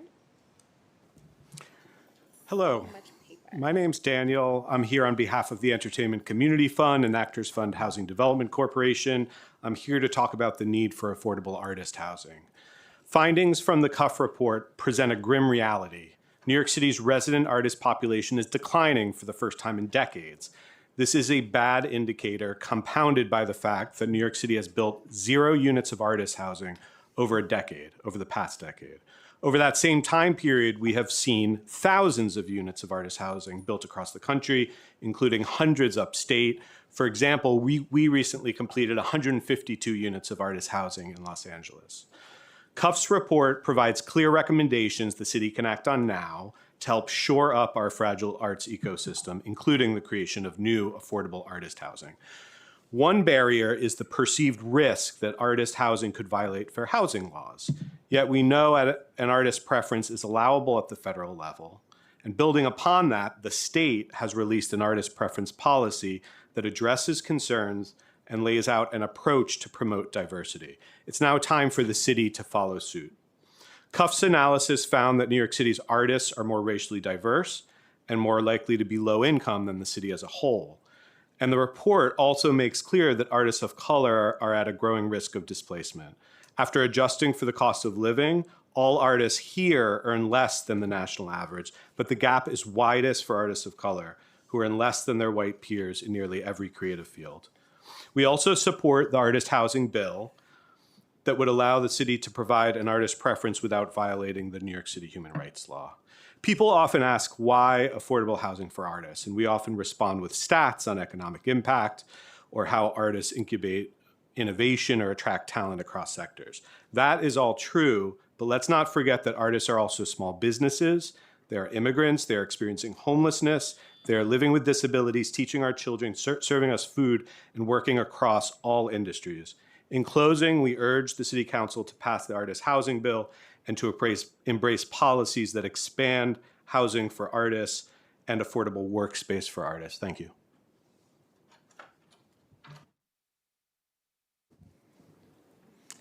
Good afternoon, Deputy Speaker and Chair Williams and members of the committee. Thank you for allowing me to testify today. My name is Jillian Kahn-Gersten. I'm the Chief Development Officer at the Museum of Jewish Heritage, a living memorial to the Holocaust. The museum wholeheartedly endorses efforts supporting affordability in New York City's arts and cultural sector and urges the City's Council to continue advancing access to cultural institutions for all New Yorkers. Since 1997, the Museum of Jewish Heritage, which is a member of the Cultural Institutions Group, has served as a vital educational and civic resource, welcoming visitors from across the 5 boroughs and beyond. Our mission is to educate diverse audiences about Jewish life before, during, and after the Holocaust, while confronting the enduring dangers of unchecked anti-Semitism and other forms of hatred. At a time when misinformation and intolerance are on the rise, our work is not only historically important, but deeply relevant to the current moment in our city. Affordability is central to our ability to fulfill our mission. Cultural institutions like ours must remain accessible to students, educators, families, and lifelong learners regardless of income. We proudly provide free admission to Holocaust survivors, New York City educators, New York City Department of Education K-12 students, members of the military, and first responders. In addition, we are open to the public free of charge every Thursday from 4 to 8 p.m., welcoming New Yorkers who may otherwise be unable to visit and ensuring that cost is never a barrier to learning. Moreover, we operate a robust free tours program which provides New York City public and charter school students with engaging, evidence-based Holocaust education for free and as needed with subsidized busing. Through this program, we welcomed over 18,000 public and charter school students through our doors the last school year and expect to exceed that number this year. The Museum of Jewish Heritage is an essential part of New York City's cultural and educational ecosystem.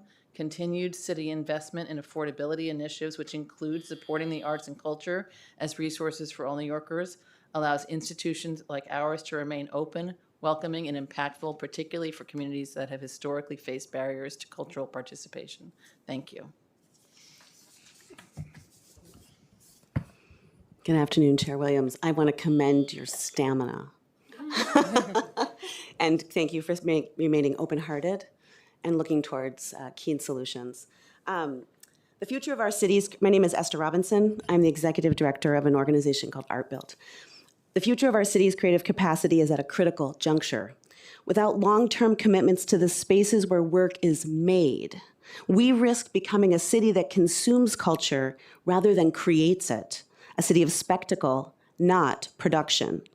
The question is simple. Will New York remain a global leader of making or allow the erosion of production spaces that make that excellence possible? We need change now, and the good news is that we already have a model that works and one that can be strengthened and scaled right now. 10 years ago, through an innovative public-private partnership with the New York City Economic Development Corporation, the Department of Cultural Affairs, and multiple financing partners, my organization, Art Built, developed 50,000 square feet of long-term affordable production space at the Brooklyn Army Terminal. It could not have been done without city leadership, public assets, and private capital working together. It is the largest long-term affordable, nonprofit creative workspace built in New York City in the past 30 years. Today, 120 artists and arts-based businesses operate there. They hire, they fabricate, they export. It works. But what does not work is building a 30 to 50-year production model, which Art Built is, with a 10-year lease. Workspace needs are perennial, rents escalate, but banks will not finance major build-outs on a 10-year lease. They require longer terms to secure their investment. When leases are capped at 10 years, which is a common thing at the city level, we block access to the capital that allows us to build for the long term. Instead of durable infrastructure, we end up in repeated workarounds and endless lease negotiations. We can fix this. We can establish a 20-year lease framework, pair it with dedicated city capital for improvements, and unlock investment to finance affordability. And we know this is possible because we've done it. Attached to the document you have in front of you is a letter to the incoming president of the New York City Economic Development Corporation requesting a meeting to advance this 20-year lease framework. I respectfully invite you to sign onto this letter or come and speak to me, so that together we can innovate instead of despair and build the city that defines the world's creative future and that we can build it to last. Thank you so much. Thank you, Chair, for the opportunity to testify today. My name is Ariel Savransky. I'm the Director of Government and Community Relations at the 92nd Street Y, which is a nonprofit cultural and community center in Manhattan. For more than 150 years, 92nd Street Y has served children, families, and individuals across New York. Each year, over 700,000 people from diverse backgrounds come to engage with the arts, literature, education, and wellness. At the core of our mission is a simple belief: access to the arts should never depend on a person's zip code or ability to pay. Through scholarships, subsidies, and deep partnerships with New York City public schools, we ensure affordability is never a barrier. We are grateful for our partnership with the council, which allows us to offer 8 free CASA programs across the city, as well as a Su Casa choral program for older adults on Roosevelt Island. For more than 35 years, our school engagement in the arts program has provided arts education to public school students with limited or no access. Today, we reach more than 9,000 students and teachers in over 80 public schools, more than doubling our reach in just 1 year. Nearly all of these schools are Title I, and more than 70% of participating students come from families living in poverty. Our comprehensive sequential K-12 arts education model goes beyond short-term enrichment, offering multi-week residencies, some up to 18 weeks, sustained classroom engagement, and direct access to professional artists and live performances. In FY27, we are focused on expanding equitable access through programs like our Discovery Series for elementary and middle school students and Broadway Spotlight, which is a new high school residency that introduces students to Broadway as both audiences and creators, an opportunity that would otherwise be financially out of reach. We also offer arts and cultural education programs for children, families, and individuals. We offer need-based financial assistance across all our programs, ensuring access to music, dance, visual arts, theater, and lifelong learning, as well as programs for older adults through our Hyman Brown 60+ program. With continued City Council support, we aim to double our impact by 2028. We look forward to continuing our partnership to ensure all New Yorkers can access high-quality arts and culture. Thank you. Good afternoon. Thank you. I'm Maren Berthelsen. I'm the Director of Development at Symphony Space.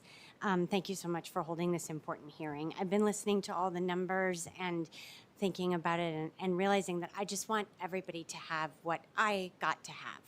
I came to New York longer ago than anybody even likes to think about. And I had the support of parents who encouraged my dreams of making a life in the arts, but were not in a position to underwrite them. Following a college internship with the artistic director at Symphony Space, it became my artistic and professional home. I've worked in programming, I'm producing, and administration. I went on to earn a master's degree at CUNY, and I've had a full career. And now, light years from my student internship, I'm the director of development. It wasn't without struggle, but all of that was possible when I came here decades ago. I had a roommate, but I didn't have four. I didn't have to live with my parents. I didn't have a 2-hour commute because the 5 boroughs were outside of my financial reach. And I was able to devote my professional life to an organization that I love, one that is synonymous with artistic excellence, with community, and with a warm welcome. And that's why I do what I do. I work in not-for-profit fundraising to fulfill that promise for the other people who are at all stages of their careers, for artists, arts administrators, production staff, house management, interns. At Symphony Space, we offer affordable ticket prices. We do have free programming, viable employment, arts education programs for children and adults, all to create an institution where people can enjoy our programming as audience members, but also to see a possible path for their own careers. I do it because my dream has evolved. I work to ensure that the opportunities that I had continue and that they're available to anyone with hopes to make a meaningful life in the arts. Thank you for your time. Same question. Anything you want to add on the report, or any immediate things you think the city can do? And I do feel like you all pretty much answered the question, but just want to give you. I definitely would put in another plug for timely payment from the city. You know, we go to the capital workshops and they say it's 24 to 36 months, and the amount of time it takes us to keep those grants moving forward is so expensive. It's, you know, they always say city money is the most expensive money that we get, but so yes, that process with MOCS and DCLA would be very helpful. I agree with that. I also just want to add, in relation to your question about innovation and the week-long arts and culture celebration and a pipeline to arts and culture professions, we have a program at the 92nd Street Y called Teen Producers, which is a 2-year-long internship.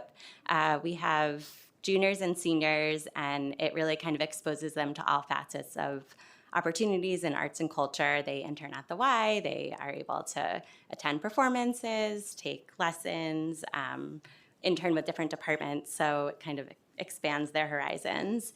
As part of that, we used to do what we called Teen Arts Week, which was a partnership with 30+ organizations. The teens were organizing the whole thing. During 1 week of the year, teens could have access to programming at these 30+ organizations for free. So it really allowed them to kind of explore different organizations around the city. They went to different boroughs that they maybe, hadn't had opportunities to go to. So we are not continuing the program right now, but would love to talk about ways that we can work together to kind of revive some of our workforce development programs. So thank you. I just wanted to say one through line that we're seeing across all of the testimony is these really short time horizons, untimely payments, narrow time horizon, arts councils that can't function for more than a year, small time horizons. If we're asking to talk about the future of New York City, we must commit to a long time horizon. So for any of the interventions you're doing, please challenge yourself to ask, how long can we make it? Can we make it 20 years? Can we make it 2 directors of an organization? Can we make it 4 different high school kids, worth of people coming through a system? And then I just want to say, we have other programming. We do financial literacy program that's free for all artists in New York City. We could not do that programming without the arts councils. Not having a Queens Arts Council has been incredibly damaging to our ability to reach Queens artists, right? Just to get them to say, hey, we got free financial training about how to improve your business year to year. And so that, I can't stress enough how much they should be independently funded and they should have a long-term horizon. The issues are perennial, then some of the solutions have to be perennial. Thank you. I just want to add, speaking of the long-term horizons, affordable housing should be long-term and should be in perpetuity. And similar to that, we should see our affordable arts spaces have that long-term affordable component. And I think that's what Esther's speaking to. Thanks.